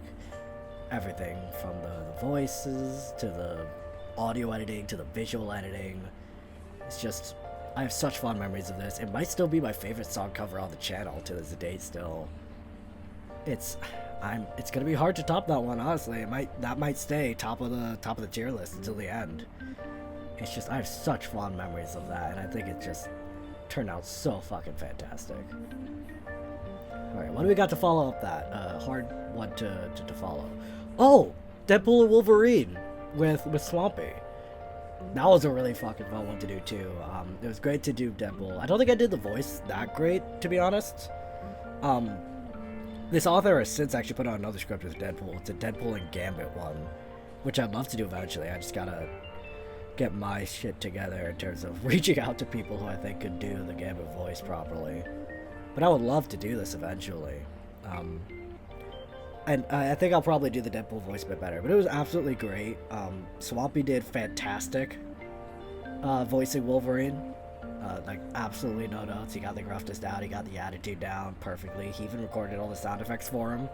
Like the snikt of the claws himself, which was just like icing on the cake. I didn't even need him. I don't think I asked him to do that, but he sent it in. And it was absolutely perfect. Yeah, I mean, I got no notes on that one. That one's really fun to do. That's definitely a personal favorite for sure. Where in personal favorites, though?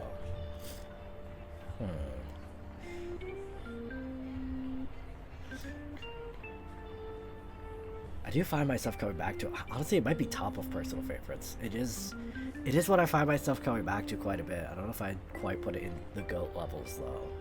I think it's a pretty good, gatekeeper for personal favorites, because it has quite a bit of fun sound design. It was a great collaboration, so I have a lot of good memories of it because of that, and it's what I find myself going back to and thinking about a lot. So yeah, I think that's good for top of personal favorites. Absolutely. What's the next? What's the title of this? Two Baristas. Did very well. It was very fun getting to play a more sub character. Another collab with Star. Absolutely did great with the voice and with the art once again. I mean, come on, look at these guys.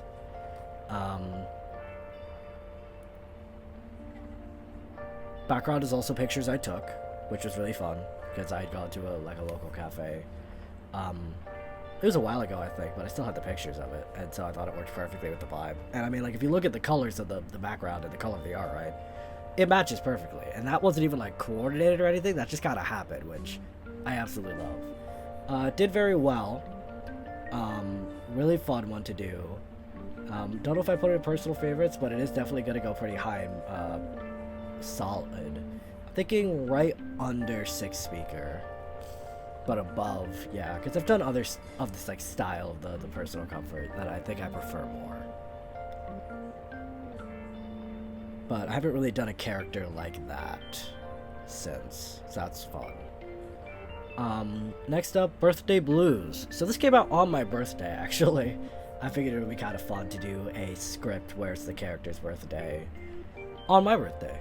And it just so happened that my birthday coincided with my usual upload day of Fridays. So that's why I decided to do it. I wasn't like sick or injured or anything like that to actually do it. I just wanted to do birthday script on birthday. It's that simple. It's also why I decided to make his eyes purple, and I did the purple text despite it not being a major part of the character design, like I usually try to pull from when it comes to the colors of the text. It was fun. It was a sweet script to do. I have a connection to it because I uploaded it on my birthday. Honestly, also personal favorite just for that. I'll probably put it at the bottom of personal favorites though, because I think I do enjoy the rest of these better. Speaking of personal favorites, Your Reality cover from Doki Doki Literature Club. I love DDLC. Have for a while. Love the song. It's very fun to do the cover. Much more chill low-key in terms of the vocal stuff. But when it comes to the visuals, I really enjoy doing it. Because I did the visuals like in-game. So I have the in-game background, I have the console pop-up, I have... Can you hear me? Monica's dialogue from before Hi, the song. it's me. I have the text boxes. I decided to make it purple though because got out of So, you know how I've been like flair and all that. I'll skip ahead. saying that I could show it. And then yeah, we have the console show up, and it was just really fun to do. And then at the end, we have console reappear to delete the characters. I watched a playthrough again to get the nomenclature for that correct. That happy 7th anniversary. That's why I did it. I did it for the anniversary, and it came out on the day of the anniversary. Shout outs to Doki Doki Dialogue Generator. It's a great way to make these DDLC inspired visuals, and so that was so fun to get to use. Didn't perform that well, which is kind of to be expected. It's not like a big collab. It didn't have as much effort put in as a lot of the other song covers I've done, but it's still absolutely a personal favorite for me just because of the process of working on it, the connection I have to the song and the game. So I'll probably honestly put that above, yeah, I think I'll put that above Birthday Blues. Honestly, you know what, that's actually gonna go way higher. Actually, that'll top out personal favorites, honestly. I really enjoyed it. I had a really fun time doing it. It's one of the most unique visually on my channel because I was able to use the Doki Doki Dialogue Generator to pull so much from the actual style of the game. I thought it was really fun to do because of that. So if I say, is it the best? I got kind of weak towards the end, but overall I still think it turned out really solid. I think it was a fun thing to do to celebrate the anniversary. Even though it wasn't a major one like 5 or 10, I kind of got caught in the middle there, but I still wanted to do something. So yeah, absolutely a personal favorite of mine. And definitely go check it out if you haven't, because again, not a lot of views on that one, just under 200. So definitely a recommendation for me if you're looking for more stuff on my channel to watch. Alright, after that, we have Turning to a Telepathic Villain. See, now, remember earlier when I was talking about Supervillain Nemesis patches you up, but I didn't really remember much of it? This one is why. I remember this script a lot more, and they're so, like, similar, except this one was just such a more interesting concept. And there have been other parts that have come out since the original script. I don't know, I don't really enjoy them as much as I enjoyed the first part, so I just haven't got around to filming them. But this one was really good. And this is kind of what always replaces Supervillain Nemesis in my mind. So honestly, and I do think about it usually before I think about Team TBD, in that kind of whole saga of Supervillain talking to some kind of Nemesis audios that I've done. So that's gonna go to the top of Perfectly Serviceable. Not much else to say about it. I love the character design. I think he's really cool. I love his little scar. I love the white hair. I love the red eyes. I just think it's perfectly very, very solid all around. Alright, next one is Your Husband Gets Insecure. Another verse comfort. Another one by Michael Lofton. Another one that did a lot better than I was expecting it to. I really like this. I think it's one of the sweetest reverse comforts I've done on the channel personally. I don't think I put it as a personal favorite, but it is definitely pretty solid. I don't think, I think it'll go just under Sundari 6 Speaker there. Very similar kind of vibe. Not subject matter, but like they're kind of connected in terms of like they're nice, short, simple, sweet audios that I really enjoyed recording, and I really enjoyed the character because he was just so sweet. Alright, next is the Blade Runner inspired Caught by an Android Hunter by Proxy. I really enjoyed doing this. I absolutely love Blade Runner and Blade Runner 2049. So seeing this and getting to fill it was an absolute treat. I was able to kind of, not really an impression, but model my tone and intonation and kind of lower, gravelier voice off of Harrison Ford, because how couldn't I? If I'm doing something based on Blade Runner, I have to pay some level of homage to the GOAT. So, honestly, another personal favorite. I'm thinking right under Dark God. I do enjoy Dark God more, especially if we're comparing proxy script to proxy script, but I think that'll be right there. Alright, after that it's another proxy script. It's serial killer actor goes method. I did enjoy it. Not as much as other scripts of his though. So I do think for this, I'm not sure if I want to put it in pretty solid or perfectly serviceable is the thing. It's tough. What do we got here? I guess the question is, do I like it more than turning to a telepathic villain? And I think I do. I think I do is the thing. I'm not sure.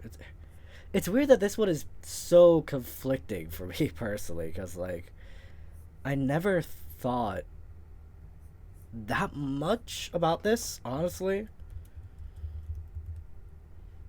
But I don't know, I really like it.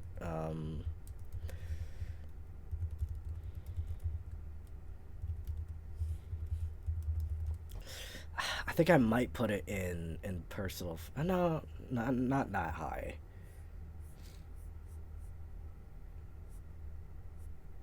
Yeah, no, definitely not that high. Fuck, I don't know where to put this one, honestly.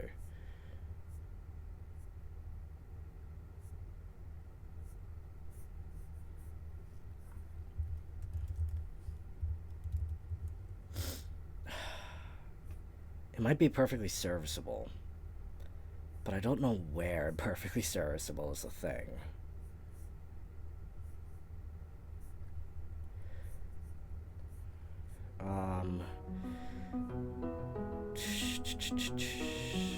Under vampires, maybe? No, it would go under.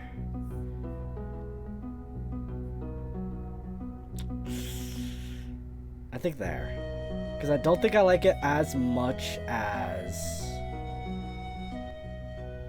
Yeah, I don't think I like it as much as Ghost's Lawyer. That's not the title, but whatever. Yeah. Yeah, I think that's what we'll do. Alright, Patience. Trapped vampire listener and a yandere speaker. This was an interesting one. Another one I wasn't expecting to do that well, but it almost got 2,500 views. Which I guess makes sense kind of looking back on it, because having the vampire and the yandere together is a vibe. I just wasn't expecting it as much for a vampire listener script as, you know, I was expecting that to get as much views as like a vampire speaker would. But it did. And it turned out really well. I don't really have too much of a personal connection to this.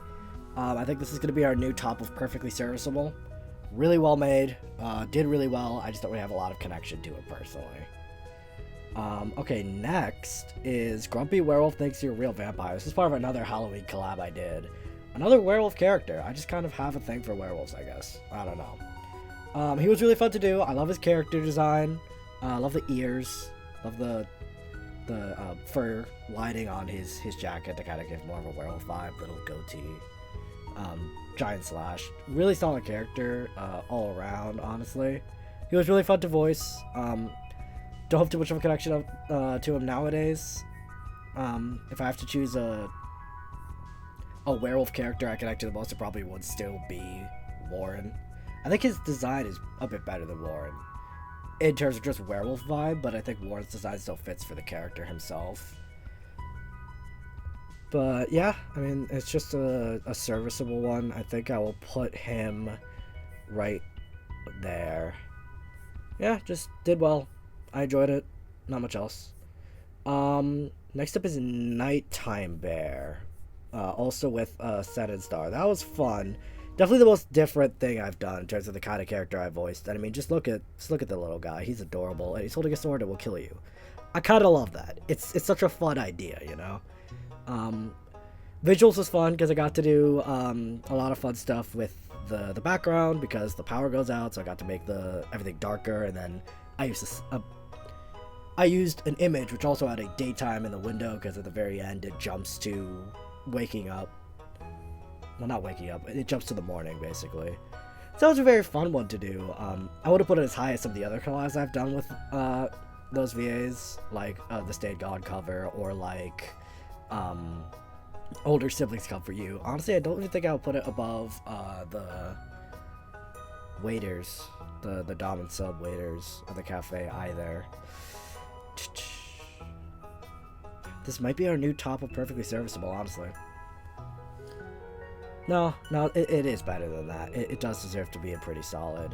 Above Antihero, above Ruin actually, above that too, above that. I think right there. I think that feels right, yeah. Because I did have a lot of fun doing it. But I think I just had a lot more fun with all the other stuff I've done with those VAs in the past. Okay, thanks for tuning in while you could, Christina. Thank you very much for spending some time with us here today. And the VOD should be up on the channel pretty soon after I finish with the stream itself, so you can always go check that out to see how the rest of the ranking goes. But thanks for stopping by. Okay.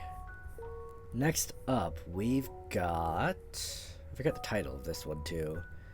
Our Hidden Romance. Okay, Prince Speaker. Daydream Princess. I've done a few of their things in the past. I enjoyed this one. There are a few that I kind of conflate it with. I don't know why, but for some reason, I kind of combine this one and what's it? The Reverse Comfort. Oh my god. I'm blanking out so hard. Where is it? Husband Gets Insecure. I don't know why I conflate those two. I think it's just the kind of medieval-ish vibe of all of them. But I don't remember this one as much personally. The question is, do I enjoy it more than the other Prince script I did? Where did I put that one? That one was Middle of Perfectly Serviceable. Okay. I think I did enjoy this script a bit more than that one, personally. So it's gonna go higher, but how much? Top of Perfectly Serviceable, maybe? No, it deserves to be a pretty solid. Yeah. Not that high. I'm thinking bottom of Perfectly Solid. That was really fun. Okay. After that, we have the Persona 5 series quiz. Oh boy. That was really fun to work on. I enjoyed putting together all the trivia for that. I think the stream experience itself was really fun. If you haven't watched this, you absolutely should. I think it turned out really well. I had a really fun time making the actual visuals for the quiz itself. Persona 5 Royal is my top favorite game of all time to this day. Absolutely amazing. I love it so much. In many ways, it literally changed the course of my life. So I wanted to do something to kind of celebrate it. And I just thought it would be a fun thing to do, because, again, I've seen lots of other similar stuff. And I thought I'll do my own kind of spin on it and talk about one of my hyperfixations. And I thought it was really fun. I think it turned out really well. I think the quiz itself turned out really well. I think the stream itself was really fun. So for me, this is definitely going to be a GOAT. How high are they? Actually, no, I'll put it at top of personal favorite. I don't think it's a GOAT necessarily, but I think I do think it's a personal favorite because I really enjoyed it. It's my first time doing something like that, so if I ever were to do something like that again, I think I would probably do it a lot better. At least in terms of my presentation style, I think like visually and all that stuff. it was very well done. I just feel like I myself probably could have been better in terms of being a presenter and a host, and in terms of just the confidence and all that kind of vibe. So yeah, I think that's where that's gonna stay. Top of personal favorites. And honestly, that'll be hard to beat. What's next? Comforting your depressed friend. Reverse comfort. Another improv by me. If I remember correctly, that was based on a lot of personal stuff I had going on in my life at the time. So, not so good memories when it comes to that aspect of it. But I'm glad I could channel it into something kind of more positive and enjoyable. Well, not necessarily enjoyable, but I could use that energy creatively in order to kind of, put something out. I really enjoyed that. And so, how high am I going to put it, though? I want to call it like a favorite or anything like that is the thing. But I did really enjoy it.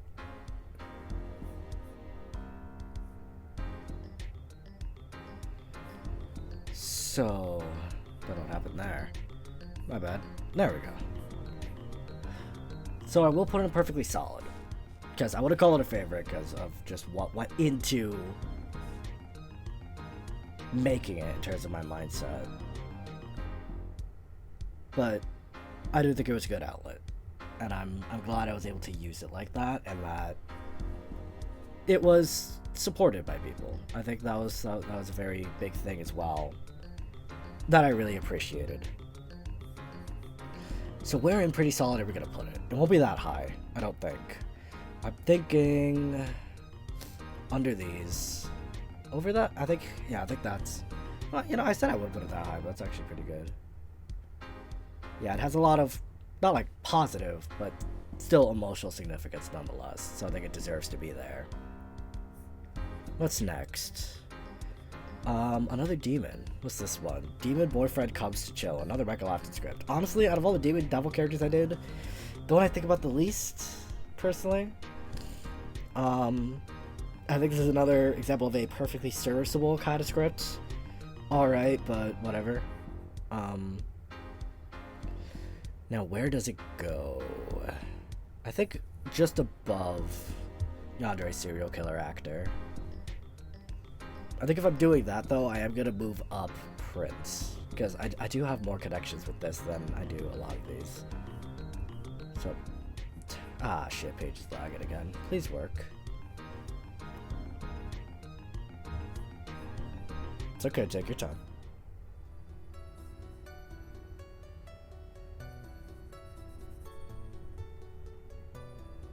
Great. Okay, this is here. Okay, I think... no, under. Yeah, that'll go there. That feels better. Yeah, no, that order feels a lot better. Okay, next up, another series, another proxy series, Encountering a Flirty Supervillain. This was really fun, because it's inspired by Spider-Man. Which, one of my favorite superhero universes, just in general. It was very fun getting to play a kind of gender-swapped Black Hat kind of vibe. I would, again, I want to put it as high as Slasher Killer, but I will definitely put this series above the Secret Agent series. So I think I'll put it, right above that, but I don't think I'd put it any higher. Really fun series to do, though. Really fun character. I love the character design. Did have one in the middle of the series, though. Kudere comforts you after a breakup. This one didn't really do that well, but it was my first time doing a Kudere, which... Yeah, I would definitely say it's probably one of my favorite tropes. I haven't done one since. Because, I mean, the video didn't really do that well, and it's not really near the top of my list in terms of, like, favorite tropes, and there's just not a lot of scripts. At least I haven't actively seeked them out. But I think this is another perfectly solid one. I think I will put it right beneath Lazy Boy with Prince. It was fun to do. It was nice to do something different. Didn't perform as well as I was hoping it would, but that's perfectly fine. You win some, you lose some. Kudere is not like a very common search when it comes to the anime character archetypes as much as like Yandere and Tsundere, which makes perfect sense. And then coming back to Flirty Supervillain series for parts 3 and the finale. Just as good as the rest of it. Absolutely loved doing it. I really enjoyed coming up with the character design for the final part because it's a flash forward several years. The supervillain and the listener are married, and it seems to be implied that it's been a while since that happened, so I wanted to come up with a bit of an older character design that still matched. So I figured more casual attire, because it's just kind of like him at the house at the start.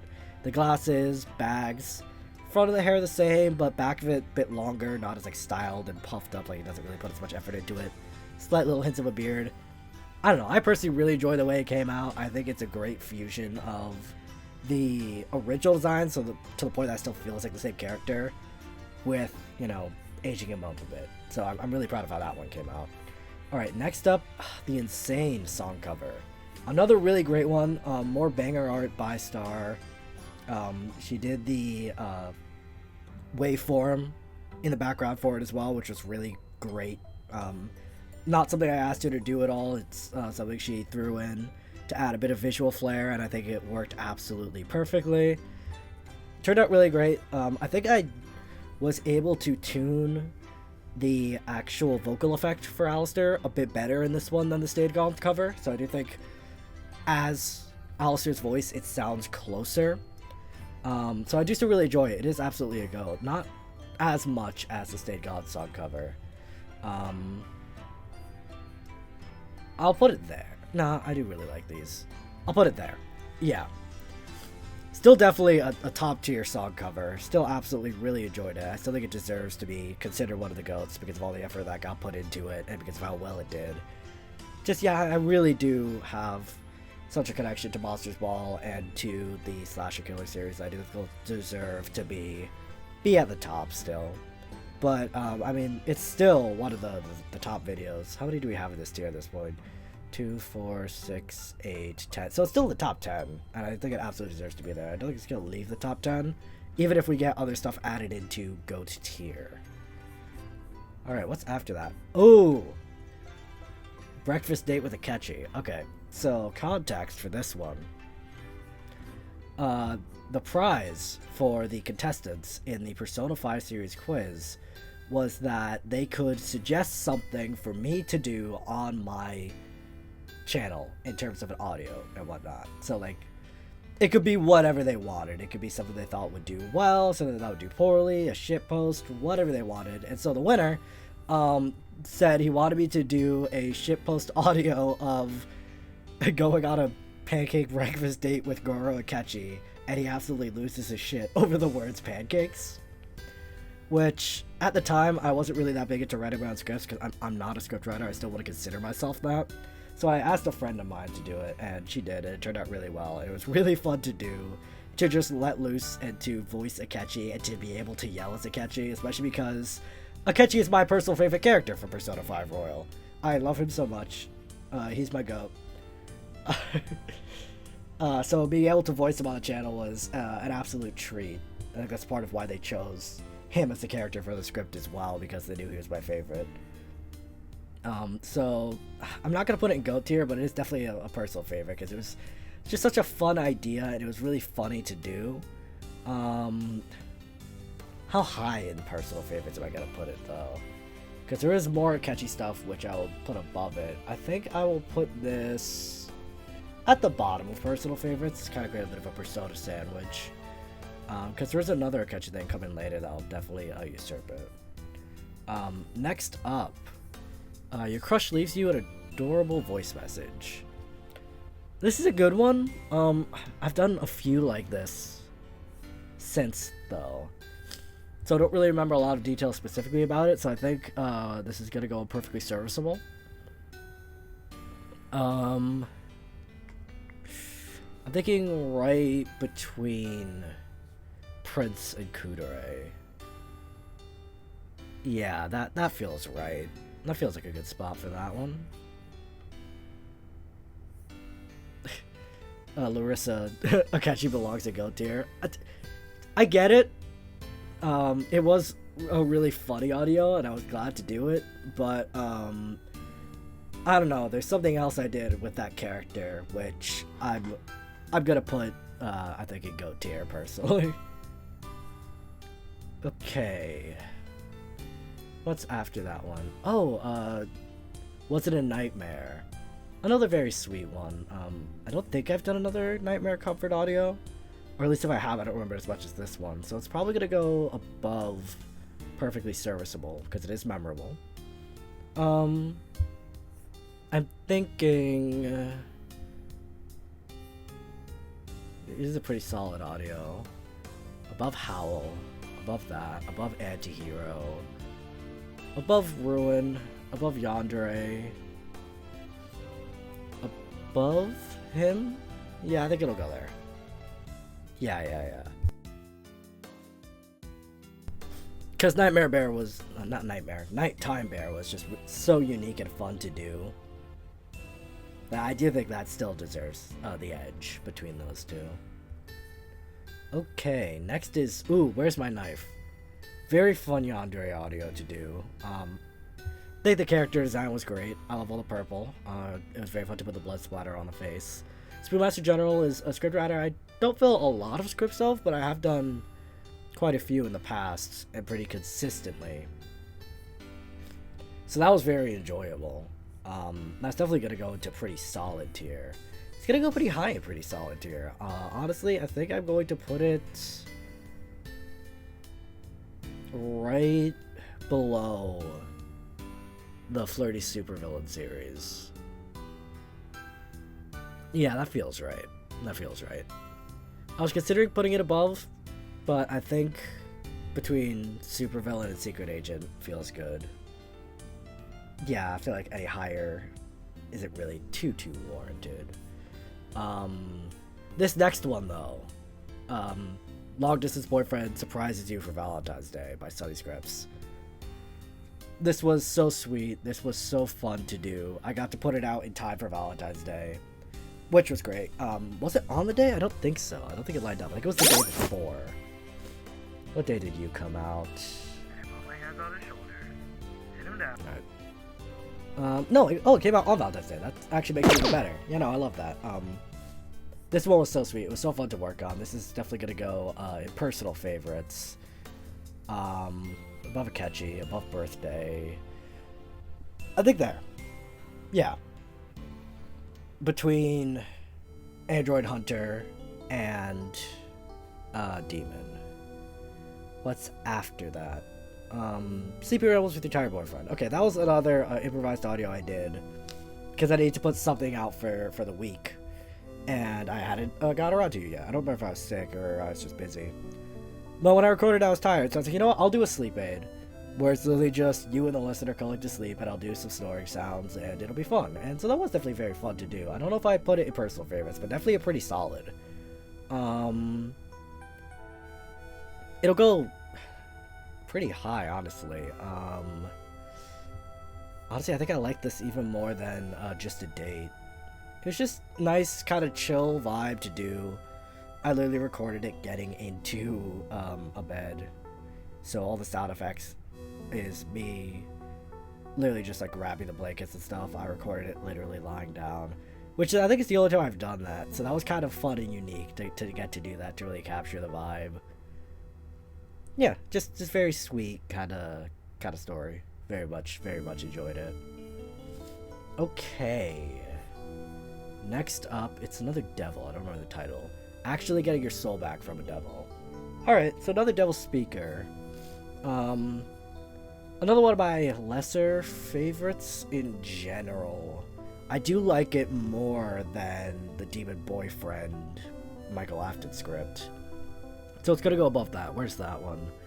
That's in the middle, Perfectly Serviceable. So yeah, it'll definitely go above that.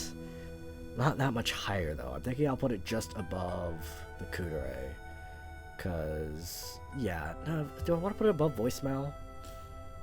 Yeah, no, because there's another Voicemail that'll go higher. So I think there. Yeah, that feels right. Okay.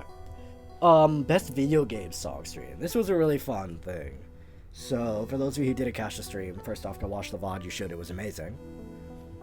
Basically, what this was I had a bunch of my friends submit their picks for what they thought the best video game song was, and I compared them and picked my favorites. It was so fun to get to do because I got to hear a lot of interesting stuff. I got to see a lot of different strategies from people. Some people tried to pander specifically to me in terms of choosing songs they knew I enjoyed from games I loved. Some people just threw a bunch of random shit at the wall to see what stuck. Some people just put their personal favorites. So getting to see all of that variety was so cool. If I remember correctly, I think it was a song. It was a Metal Gear Solid song, not one. I think it was Metal Gear Solid 5. Right? I'll just check and jump to the end. Spoilers if you haven't seen it, but you should still watch the full ranking. What is the list at the end? Yeah, Sins of the Father from Metal Gear Solid 5. As much as I love Persona Beneath the Mask, I could not bring myself to not vote. It's such a good song.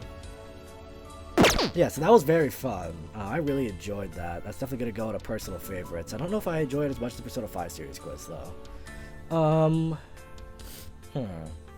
I'm thinking we'll put this at the bottom of the tier, actually. Yeah, no, we'll leave it there. I think I did enjoy doing the Akechi audio a little bit more. Not by much, but that was still such an interesting experience, to say the least. Alright, what's next? I don't remember the title of this one. Boyfriend cares for you. Flirty speaker, sick listener. Not something I often do. It's alright. It's perfectly serviceable audio. I'm thinking I will put it over or under Cooter is the question. Let's see here.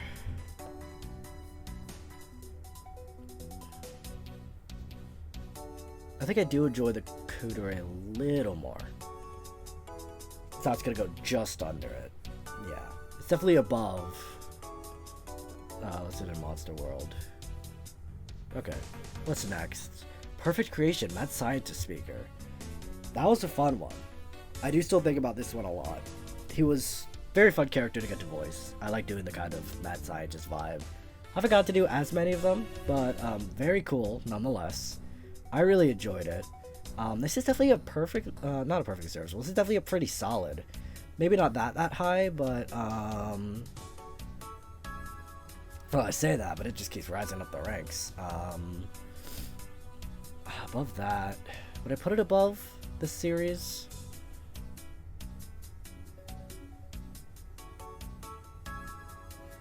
Yeah, you know, I think that's gonna go all the way up to there. Just under the end of the Hades series. Because that was a really, really fun one to get to do. Alright, what's next? Okay, another vampire. Vampire Finds You Alone. This one was fun because it has a bit of a yandere vibe, but he is also pretty caring, so it's a nice contrast. Definitely the most unique design I've done for a vampire character on the channel. I like the waistcoat vibe, I like the gold eyes, white hair. Very cool vibe, all things considered. Script is alright. I don't remember too much of it, personally. So I'm not going to put that high. But I do think he will be our new top of perfectly serviceable tier. Very solid audio. Just don't have a lot of memories or connections to it. Now, my April Fool's audio, a friendly rivalry, aka me yelling at the top of my lungs the Akechi boiler room scene from Shido's Palace. Absolute GOAT. Yeah, no, I can't bring myself to put it any higher than bottom of GOAT tier because it is just me yelling. But getting to voice act Akechi and do something like that, which I haven't been able to do before or since, just like a really angry, pissed, crazed, crazy character, especially being my favorite character, my favorite game of all times. I absolutely love it. I still go back to it. I think it was a really funny choice for an April Fool's audio, considering my channel is ASMR voice acting. And it's not ASMR, it is me yelling at the top of my lungs. which is why I decided to like do the formatting and the title, a friendly rivalry, and all of that, like it's a normal audio because it's April Fool's. I also got to, you know, use the music from the scene. I got to use each of the different songs as the scene progresses. I used an image from in-game for the background. I used different actual catchy images. I had it switch when he actually changed his outfit in the scene. It was really fun to do. I think it came out really well. I absolutely love it. I just, like, can't bring myself to put it above anything in the GOATS tier because, like, this is very much the most selfish pick being put all the way up there. Because I feel like everything else in GOATS tier at least has, like, significance in terms of the channel. In terms of my personal evolution with it. This is just my most, like, personal favorite in the GOATS that doesn't have as much significance to the rest of the channel. It was just silly fun, and I had a fucking blast with it. And I'm glad other people did too, because it does have the, how many? Yeah, it has like 150 views. It's still better than it's on my actual ASMR, right? So I'm so glad people enjoyed this to a degree. Alright, after this, Villain's Monologue. Probably the saddest script I've done with the listener, not the listener, with the villain breaking down crying. I'm not going to spoil anything about this one because it's such a wonderful story. It's so well written. I think personally, I don't even know if I would say I did it justice, but I'd like to think I did it justice because I absolutely love this one. This is absolutely a personal favorite. I think I'll put it right there, right between Dark God and Android Hunter. It's so good. I haven't really had a chance to do something like this in terms of tones since, but it was a really cool kind of change of pace to do something like this, to do such a sad kind of vibe. But I'm really glad I got the chance to do it. The script was so good, and I couldn't resist.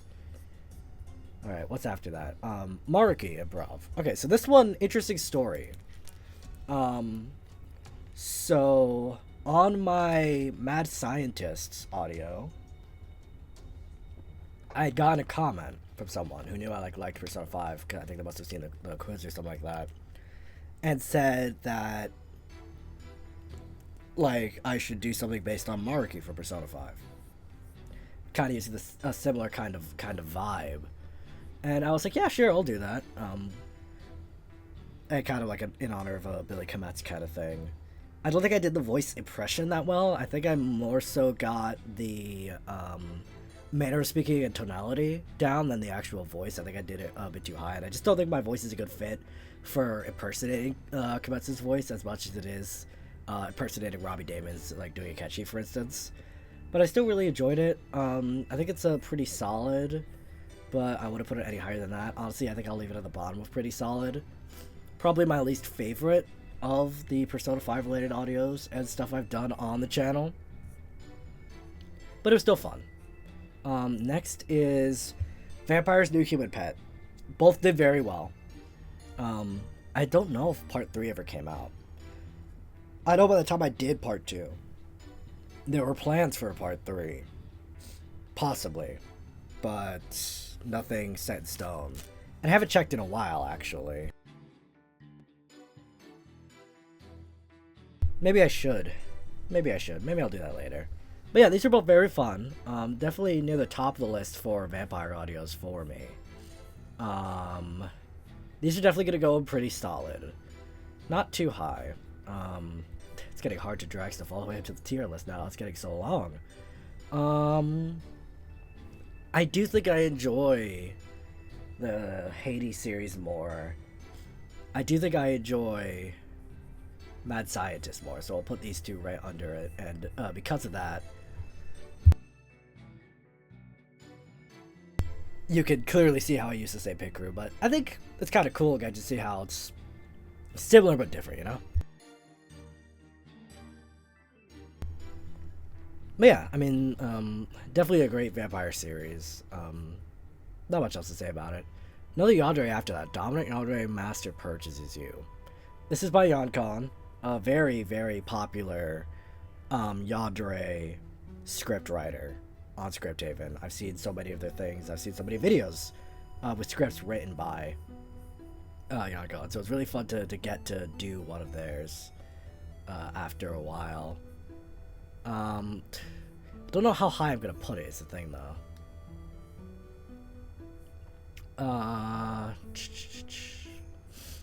It's definitely a pretty solid. I probably put it over the vampires. I don't think I'll put it over Mad Scientist though. So yeah, I think that's good. Oath to the Night by Waterway Wordsmith. Another scriptwriter I've done a few scripts by. Really enjoyed this one. I love the character design, the dark blue eyes with the white pupils, the robe. This is, I gotta say, this is a personal favorite, honestly. Not as much as Dark God. Proxy's God is still a favorite I've voiced, but do I enjoy this more than the video game stream? I don't think so. I think bottom of personal favorites is where that one's gonna sit. Okay, what is not easy? Comfort, wholesome. This is kind of what I was talking about way earlier when I was talking about like reverse comforts. Back when I was talking about, geez, where is it even? Yeah, this one here, the call from a friend. When I was talking about how I've done quite a few of that style of reverse comfort, and I feel like I do them better now because I'm much better at adapting actual experience into it. So this one's definitely gonna go above that. This is gonna go into pretty solid. I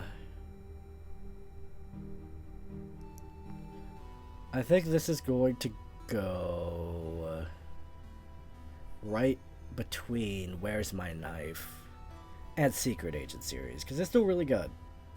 It's definitely one of the better reverse comforts I've done. I just think I enjoy everything that's above it even more. Okay, after that, ooh, Malfunctioning Robotic Assassin. Another knockout script by Proxy. Another such a unique idea in the ASMR writing just kind of world. Really fun to do. Had a lot of fun with the vocal filters, a lot of fun doing the sound design. I used like 2 or 3 different sound effects just for the robot walking himself, which was great to do. Yeah, I mean, I got nothing else to say. This is definitely a personal favorite.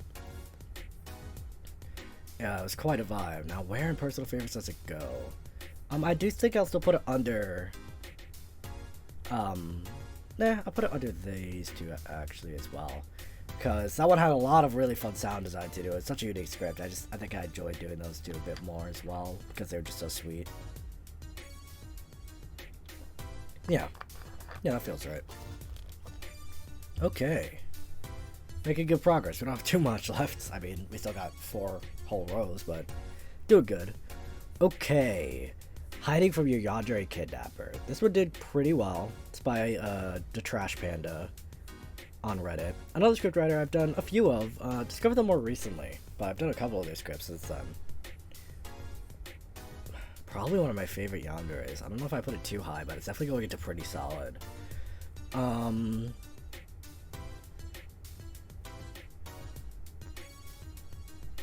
I think that's, yeah, that feels good.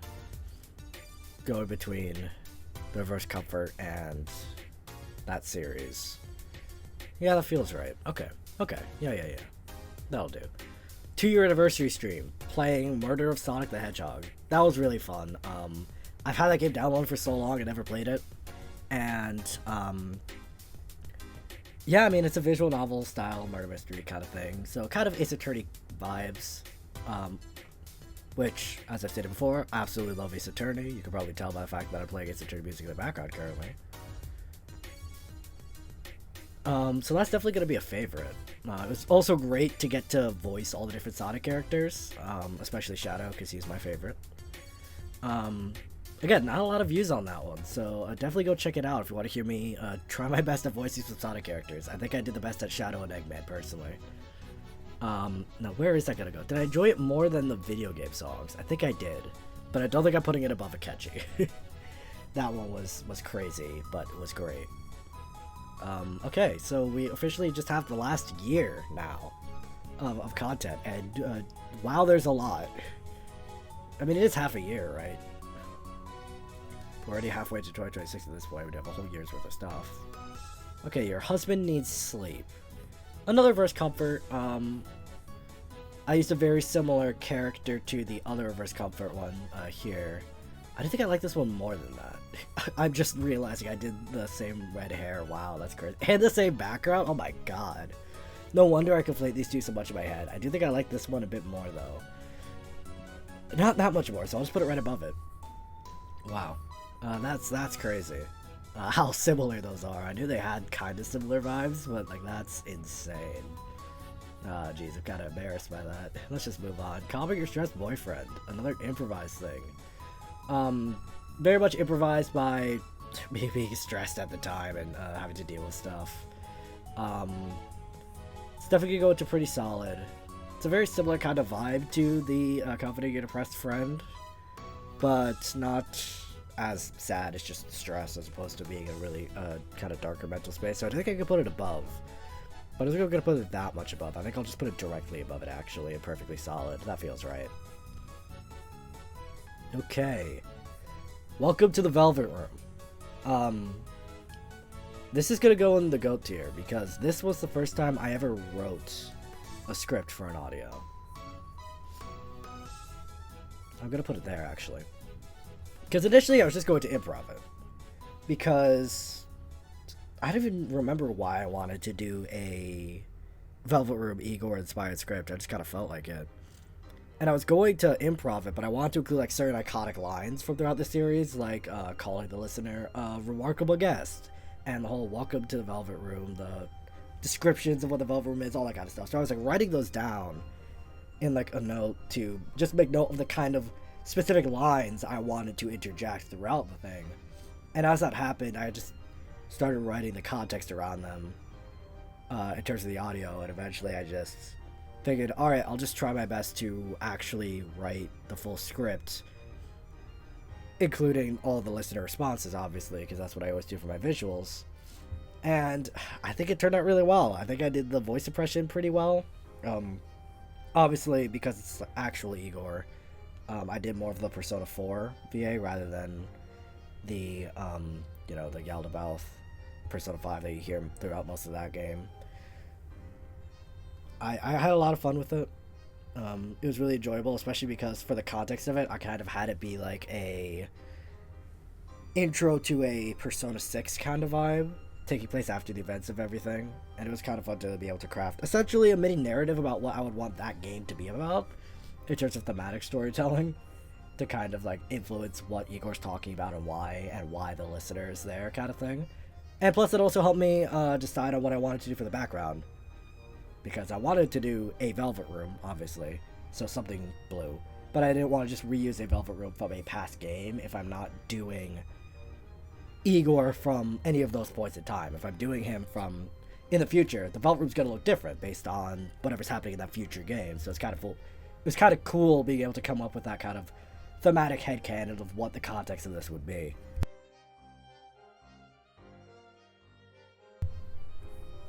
So yeah, that's definitely a GOAT for me, at least personally. Billionaire Superhero Series.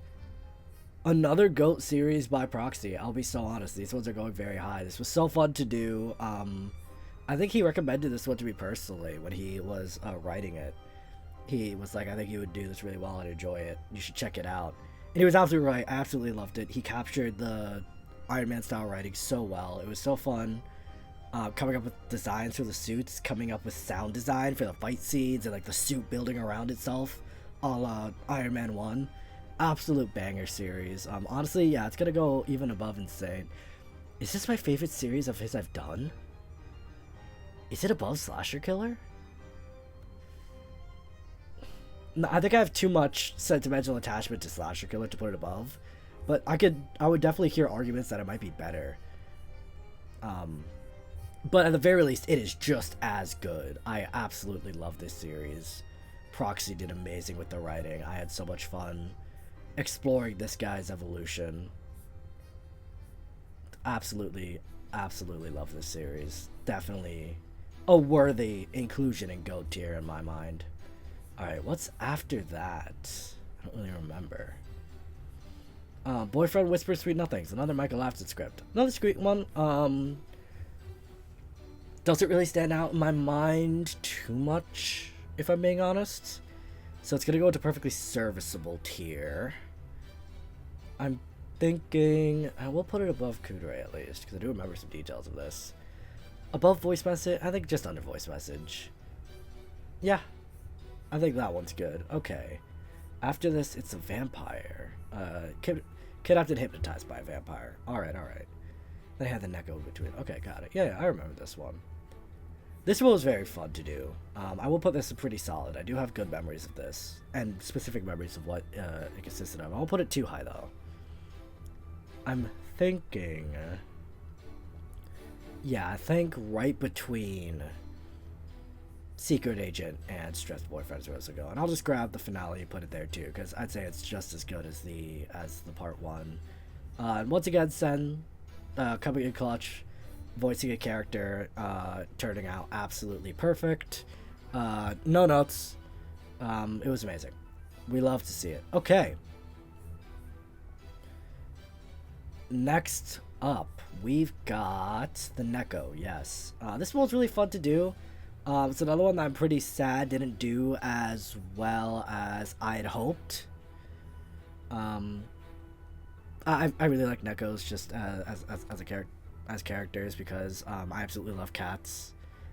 They're some of my favorite pets just in general. I've never had one, but I've had friends who've had cats and I've interacted with them for a while. Used to be allergic to cats, but I just spent enough time around them that I built up a resistance, and it was great because now I absolutely love cats. So yeah, Neko Boyfriend, very fun to do. I'm sad it didn't do as well as I'd hoped. I will put this in pretty solid though. Don't know if it crosses the bar to be a personal favorite for me, but it's gonna go decently high in pretty solid. Well, I say that, but now that I'm looking at it, I think I'm just gonna put it right above Secret Agent. So about middle of the tier. That's pretty good. So very enjoyable. Behind the Magic Mirror.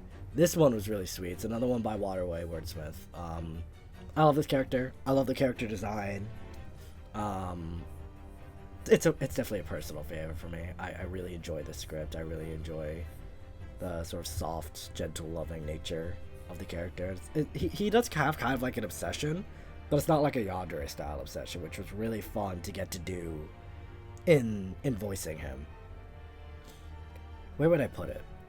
I think there. Actually, no, I'll put it there. Actually, no, I probably enjoyed it more than the streams too. More than catchy, more than that. Honestly, yeah, this might go above Android Hunter even. Yeah, I really liked this one. He was just such a lovable, sweet guy. Definitely another underrated banger recommendation for me. Only 165 views. You should definitely check that one out. Classmate turns Yandere for you. That one did really well, which I'm glad about because it was also great. Don't know if I put it in personal favorites, but that's definitely gonna chill and pretty solid. Question is where pretty solid. I'm thinking right under Mad Scientist. Yeah, I think I do like it better than Dominant Yandere Master.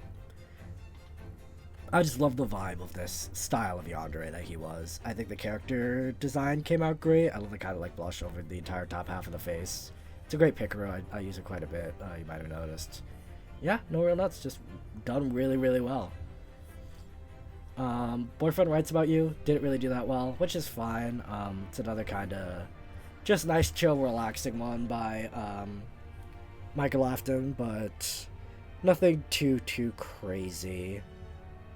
Honestly, I'm just gonna slot it right at the bottom of this kind of like chill vibes, sweet character, but nothing too special or unique.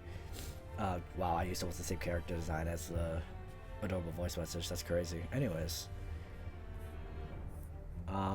Alright, now we're getting into the Halloween audios from last year. These ones were all really fun to do for all very different reasons. Entering an abandoned theater was definitely an interesting kind of monologue style vibe to do.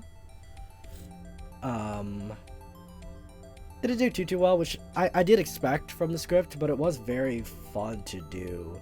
And again, having kind of the character who then turns into the actual boyfriend at the end when it's revealed that it's just him telling a story.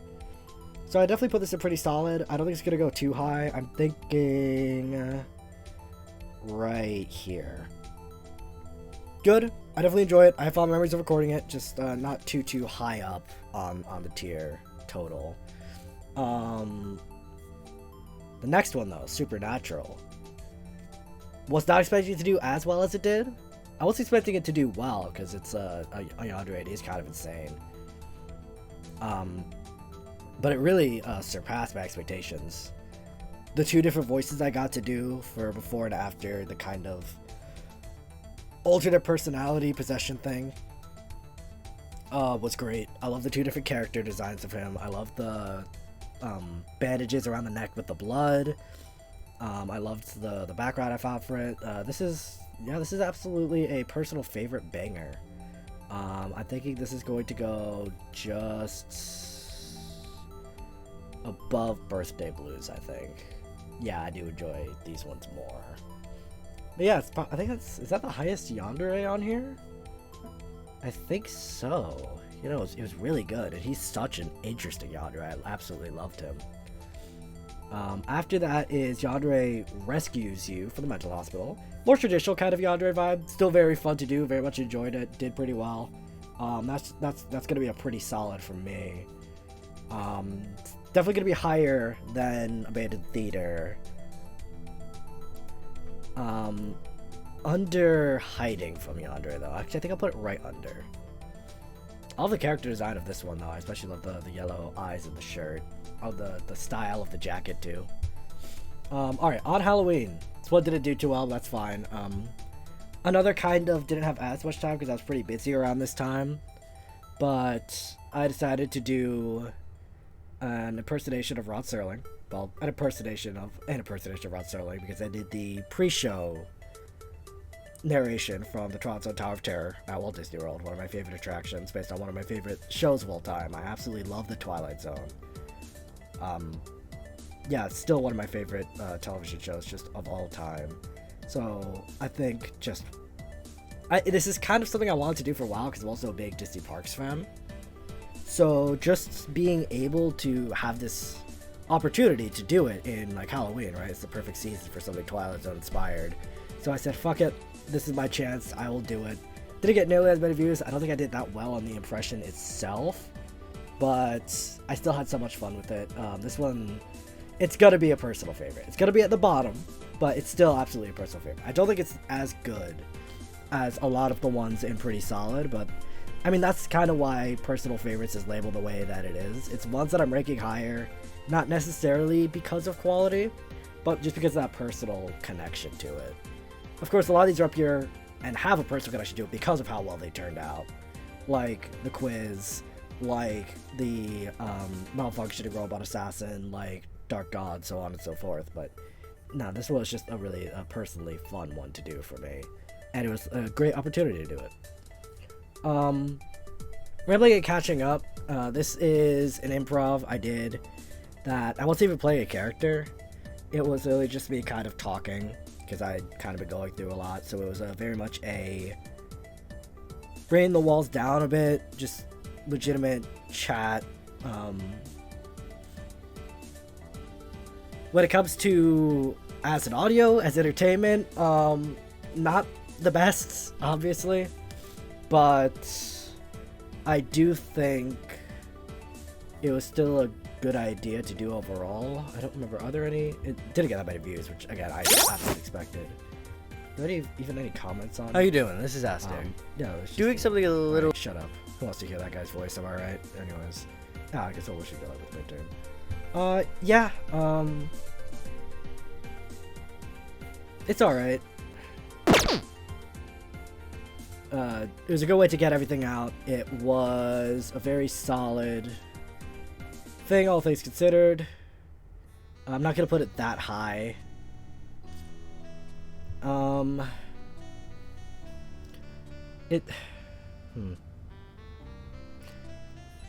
part of me considered putting it around the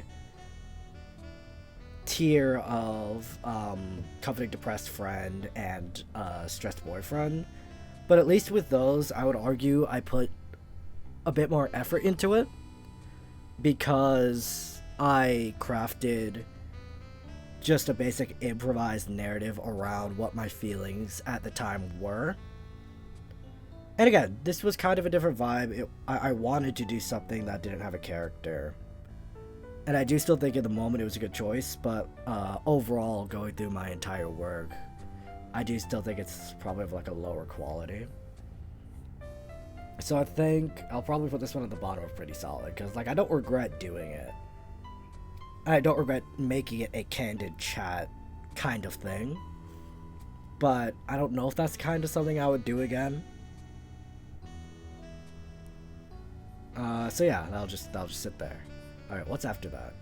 Okay, adorable roommate accidentally confesses over voicemail. This one did quite well, which I wasn't expecting. Confession audios are kind of a toss-up as to whether or not they do well on my channel. This one did absolutely really well. And this is the one I was referring to all the way back when I was talking about the other boyfriend leaves adorable voicemail, or might have been a friend, I don't remember. I don't even see it. Where the hell did I put it? Down here. Yeah, perfectly serviceable. This is the one that I think is a lot better. And so this is definitely going in pretty solid. And I think it's going to go decently high and pretty solid. I think it's going to go right under Where's My Knife, honestly. It's probably my favorite confession audio that I've done thus far. I think. Again, I've done a lot, so I don't exactly remember. Broken. Very interesting script. A lot of dark elements talked about. Again, one of the tags really happy ending with a question mark. I do love that kind of ambiguity. Another kind of horror vibe going on. It was fun to do. I will absolutely say it. It definitely stands out in my mind. It was fun. I loved getting to use the kind of like dark covering of the top face to make it look a bit more intimidating.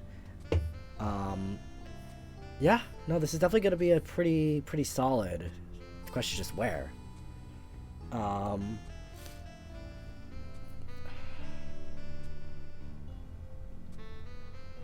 I think just under.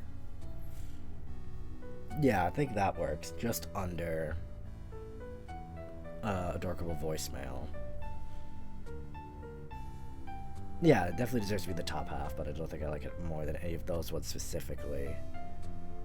It's very like a you have to be in the mood for it kind of thing, which I think is kind of what keeps it down a bit. After that, FNAF 2 phone calls, voice impression. This is another pretty quick one to do. I put it out, I think it was just before or just after I saw the FNAF 2 movie. Because I was like, I want to do something to celebrate, and it's a nice kind of quicker thing to do, which I kind of needed at the time. So it's really fun to get to do the phone guy voice, trying to do my best to impersonate Scott Cawthon. Didn't get too many views, which makes sense. I kind of expected that. And again, it's kind of weird putting out Five Nights at Freddy's thing not in October, but the timing lined up with the movie, so I decided to do that. It was really fun getting to use the background ambiance of the office from FNAF 2, getting to use the actual phone call sound from FNAF 2, getting to use the phone guy representative image from the Ultimate Custom Night menu. Just a lot of fun getting to do it. Again, not that high effort necessarily, but I absolutely love FNAF. So this is definitely a personal favorite for me. I think it will be at the bottom under Rod Serling. Actually, yeah, no, I'll put it underneath, actually.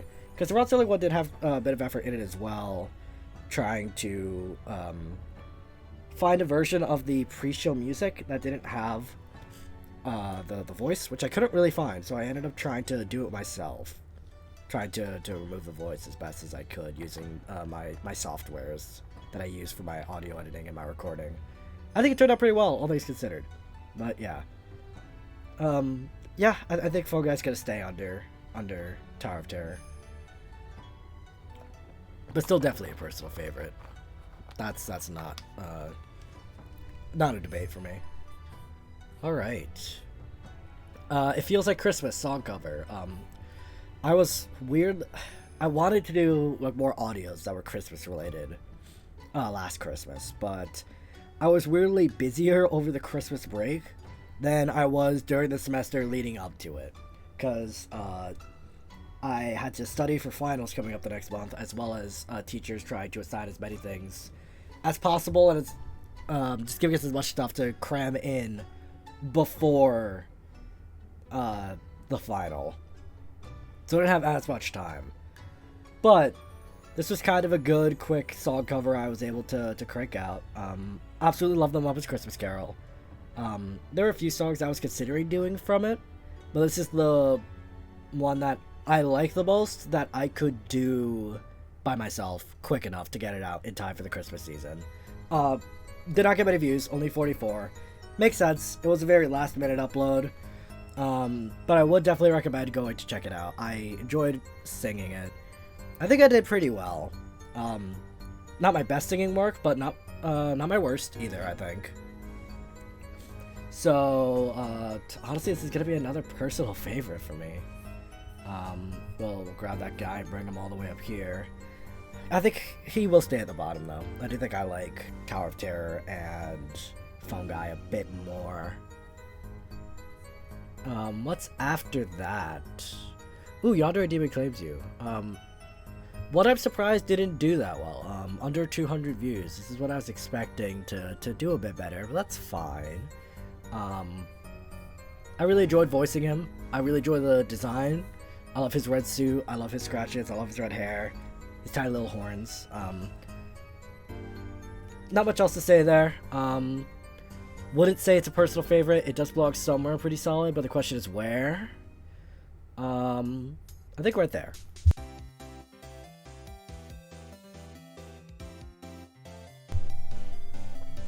I think I like it more than... actually, no, I don't think I do. I'll put it under the two Yanderes, actually. It'll be the third in our kind of Yandere trio right there in the middle of pretty solid. Yeah. I know you can't, but please let me. Establish a relationship, monologue, romantic. Okay, so yeah, this is another one I was referring to when I was talking earlier about how I'm able to do this kind of style of audio better. So this is definitely going to go into the pretty solid tier. I think just under broken. Yeah, middle of the tier feels good. Just above, you're here and that's enough. Because again, very similar vibe, but I do prefer the newer one. After that, we have The World Can Wait. Another very similar vibe, another comfort reassurance. I like it just as much, so I'm gonna put it right under. I do think I like You Don't Need Fixing, You Don't Need Saving a little bit more. Those two could honestly be swapped, but I think for now, that's just kind of where my instincts are telling me to put it. Okay, next up, a convincing deal with the Fae Prince speaker. This was really fun. I love this guy. Another one I wasn't expecting it to do as well as it did, but like in hindsight, I think it makes sense. I absolutely love his design and outfit. I think his eyes are great. I think his outfit is great. I love all the purple. Crown, I'm glad I was able to find a picture which had a good one. Yeah, no, this one is great. This is honestly a personal favorite. I do love this guy a lot. He's just a vibe, you know. It's probably my favorite like tricksterish kind of character I've got to play.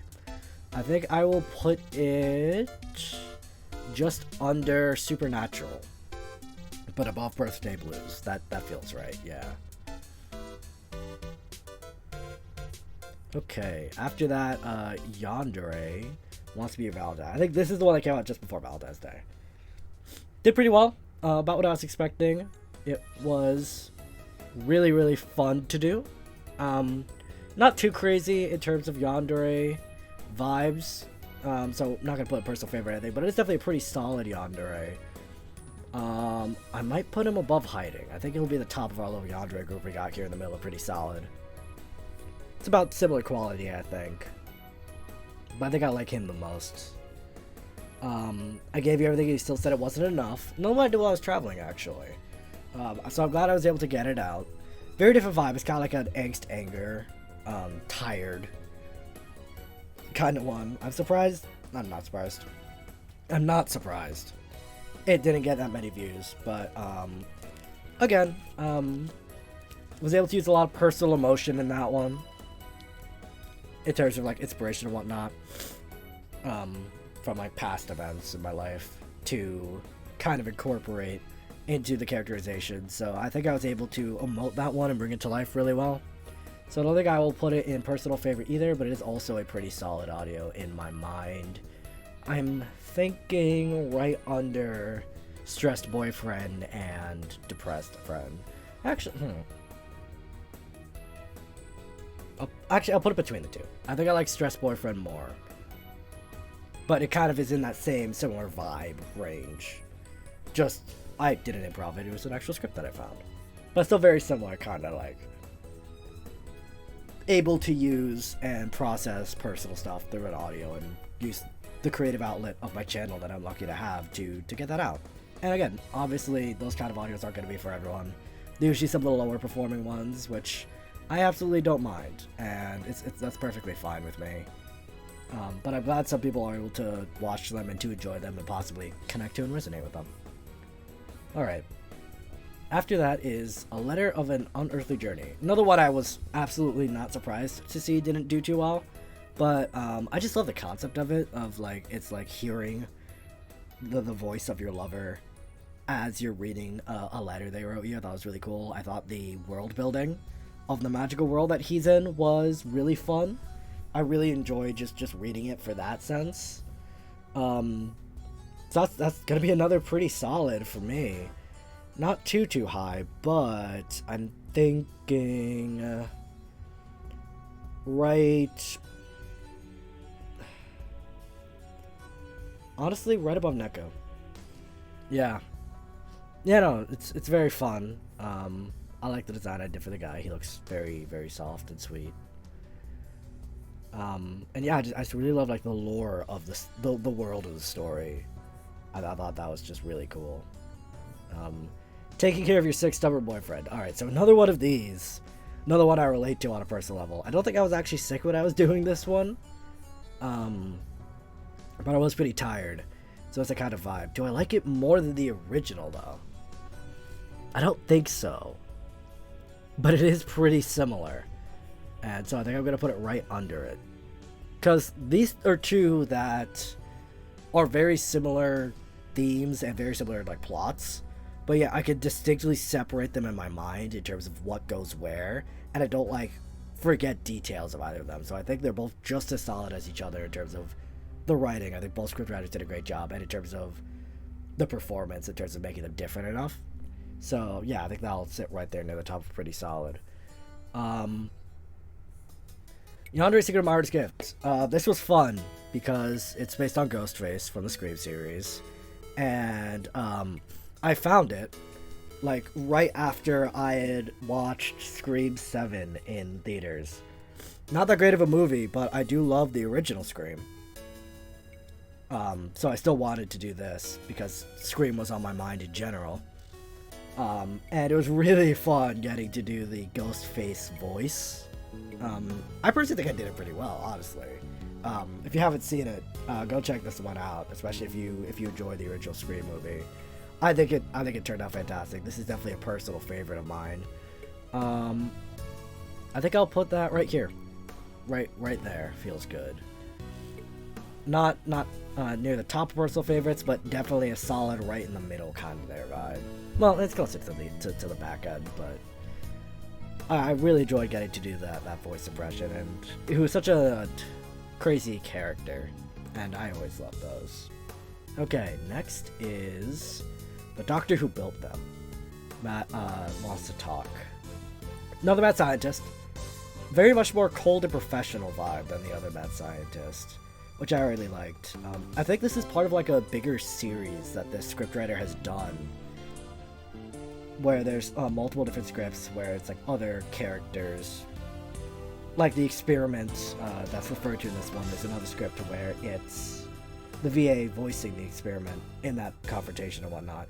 It's all very interesting stuff. I don't think I'm going to do it personally because I just kind of like this character more. than the others. And the scriptwriter did comment on this one. Said I pulled off the vibe of the character very well, which I was very glad to hear. I love his design.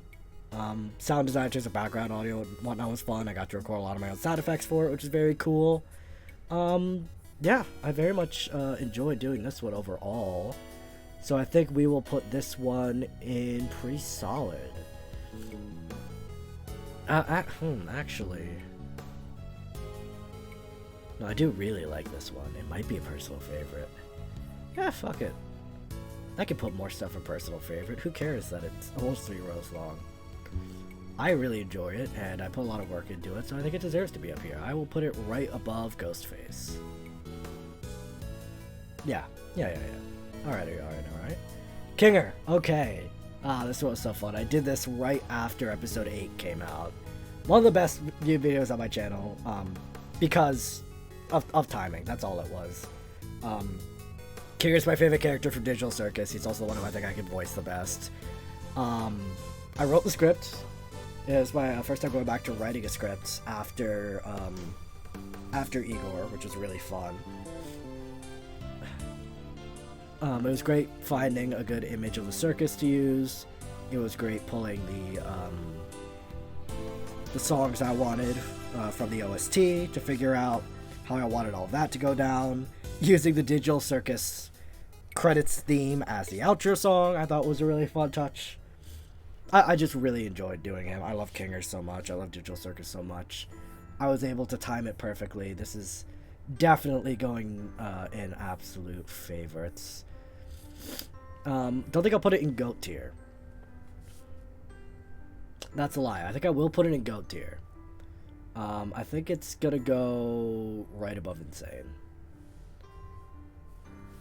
I think, yeah, the proxy videos still outpace it just a little. But this one was so fun to write. It was so fun to voice. I got it done at the perfect time, which was a really satisfying personally for me. And the feedback was great, and I have a lot of people who want me to continue doing more Digital Circus stuff, and I have a few ideas about how I'd want to do it, but it probably would require other VAs, because I would want to start incorporating some of the other characters. I just gotta sit down and figure out how I'd want to do it, what I'd want part 2 to be, actually write it, and then start reaching out to VAs about it. But, so it might not be soon, but if you watched and enjoyed the Kinger video, I do have plans on continuing that story eventually. I just don't know how or when, but it'll come eventually. What's after that? Sleep Paralysis Demon. One of my favorite demon designs, because, again, in the audio he says that he doesn't have a corporeal form.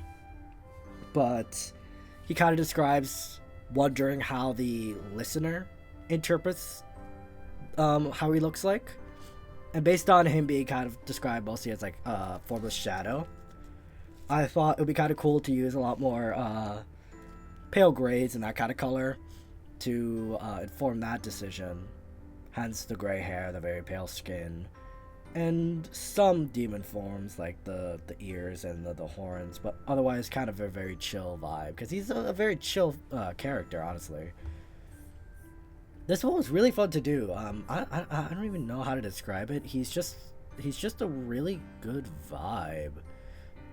He's gonna go near the top of pretty solid, honestly. I don't think I go as far as personal favorite. I think just under Fleet Supervillain series, honestly. He was really cool. I really enjoyed him a lot. Period Comfort Audio. It's another one written by Christina. Again, I know it's been a while since I've done a script written by her, but it was very fun to get to do it. She actually sent it to me in case I would be interested in filling it, and so I'm very glad she did that, because it was very, very fun to do. So yeah, that's definitely going to be a pretty solid. It's getting harder and harder to place these pretty solids because the tier is just so big, though. Let's see here. Do I like it more than the other script is the thing? than her Sundari script that she had written. I think I do. So definitely above that. Above these. Do I like it more than Fixing and Saving? No, I don't like it more than that one. I think right here, in this kind of like comfort vibe range, I do think I like, you don't need fixing and you're not weak for needing rest wise. I do think I enjoy those a bit more, but this is definitely a very solid one kind of in that same category. Dark Knight's Comfort. This one was really fun to do. Batman is my favorite DC hero. And one of, if not my favorite, just superhero of all time. Absolutely love him.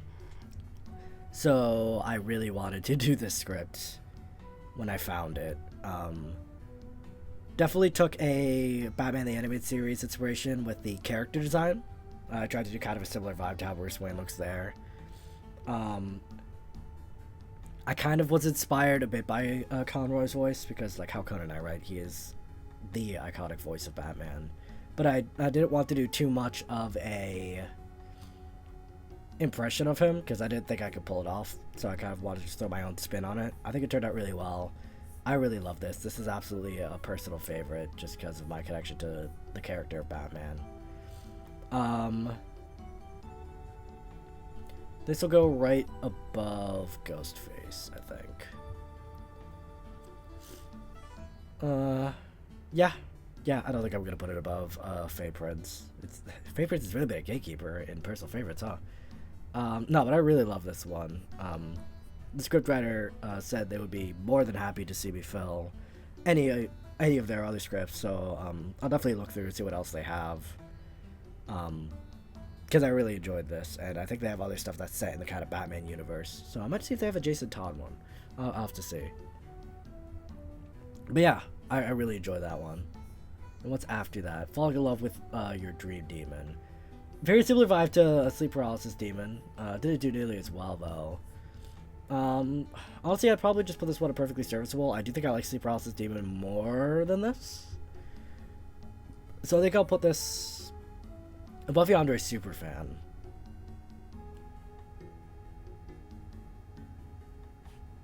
Above Supervillain.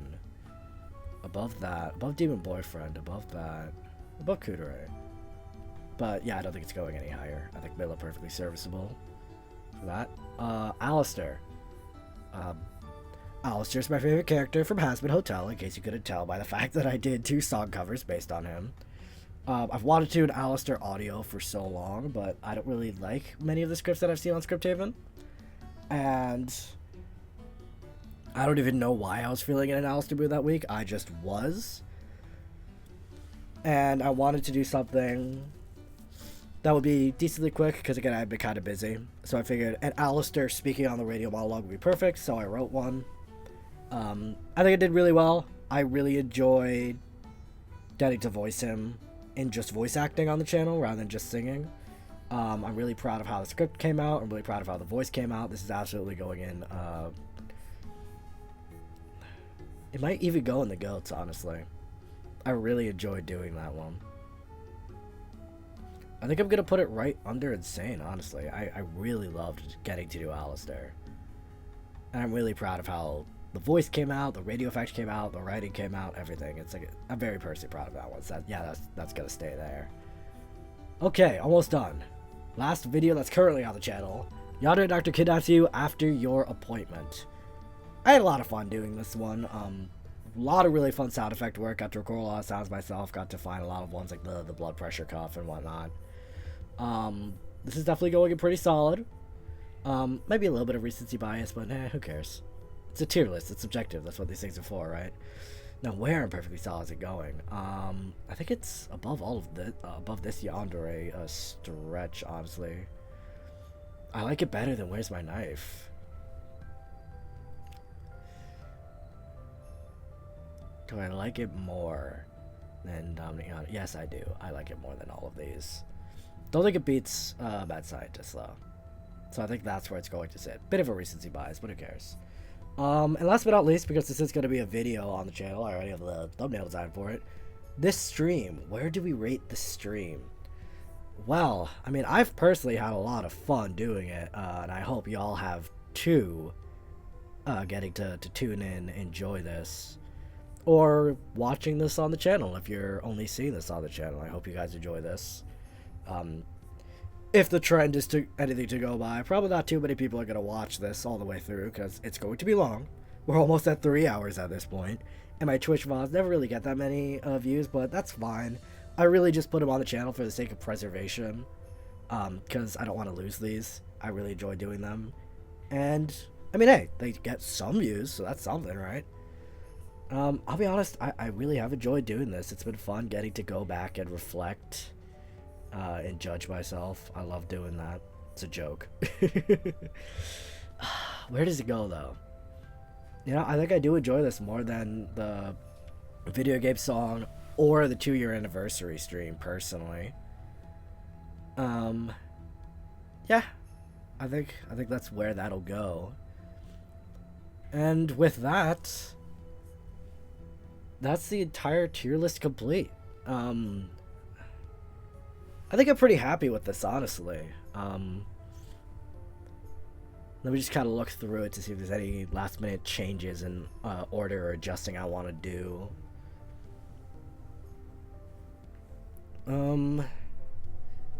That looks good. Personal favorites looks good. Pretty solid tiers. The biggest, like I expected. That makes sense. Perfectly serviceable. What do you do, bro? And better left forgotten for now. I'm very glad that these tiers are so small, honestly. I'm glad that I can look back and not really hate that much of my old work. Maybe that'll change in the future. Who knows? I sure know that my opinions on a lot of these have changed over the last 3 years of doing this. But, I mean, yeah, just looking at it like this, it really has been quite a journey, hasn't it? And I am so glad to get to have had all of you here with me for it. Thank you to everyone who has tuned in and out throughout the stream. I hope you had a good time coming in to enjoy. To those of you who are watching the VOD currently, thank you for watching all the way to the end. Unless you just skipped to the end.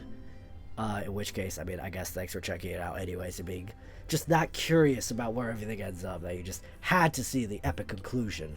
But please watch the whole thing. I think we got to have some pretty interesting discussions, and it's been really fun getting to talk about a lot of behind the scenes stuff with this in terms of mindset and motivation and fun stories.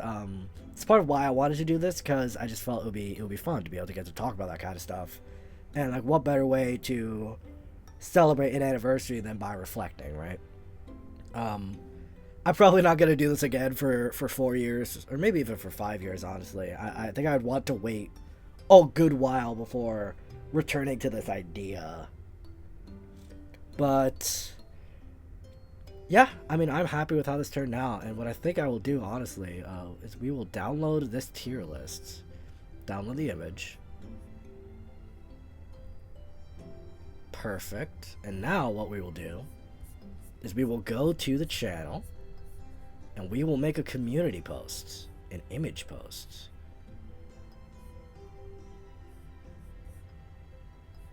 We'll edit the preview. We'll scroll up to the top and we'll put the texts. The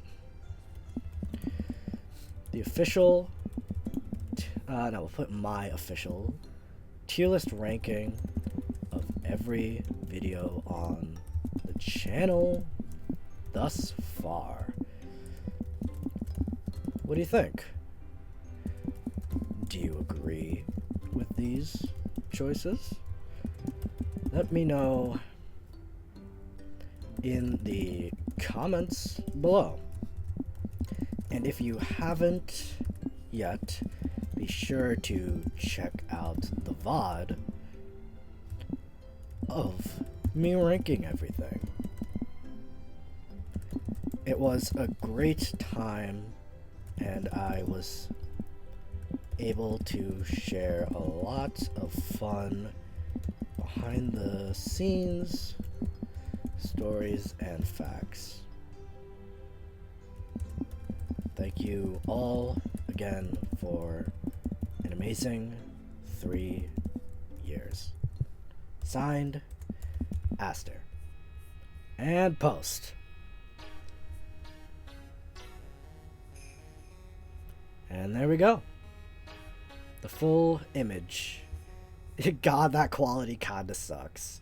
You can barely make out what it says, but it's fine. But yeah, there we go. That's the whole tier list. Thank you all so much for coming along. And if you're watching the VOD, let me know in the comments. Do you agree with my choices? Where would you put certain things? What are your favorites, your least favorites? I'd love to get your guys' feedback as well on the channel, because that's what my thoughts are on everything as the creator.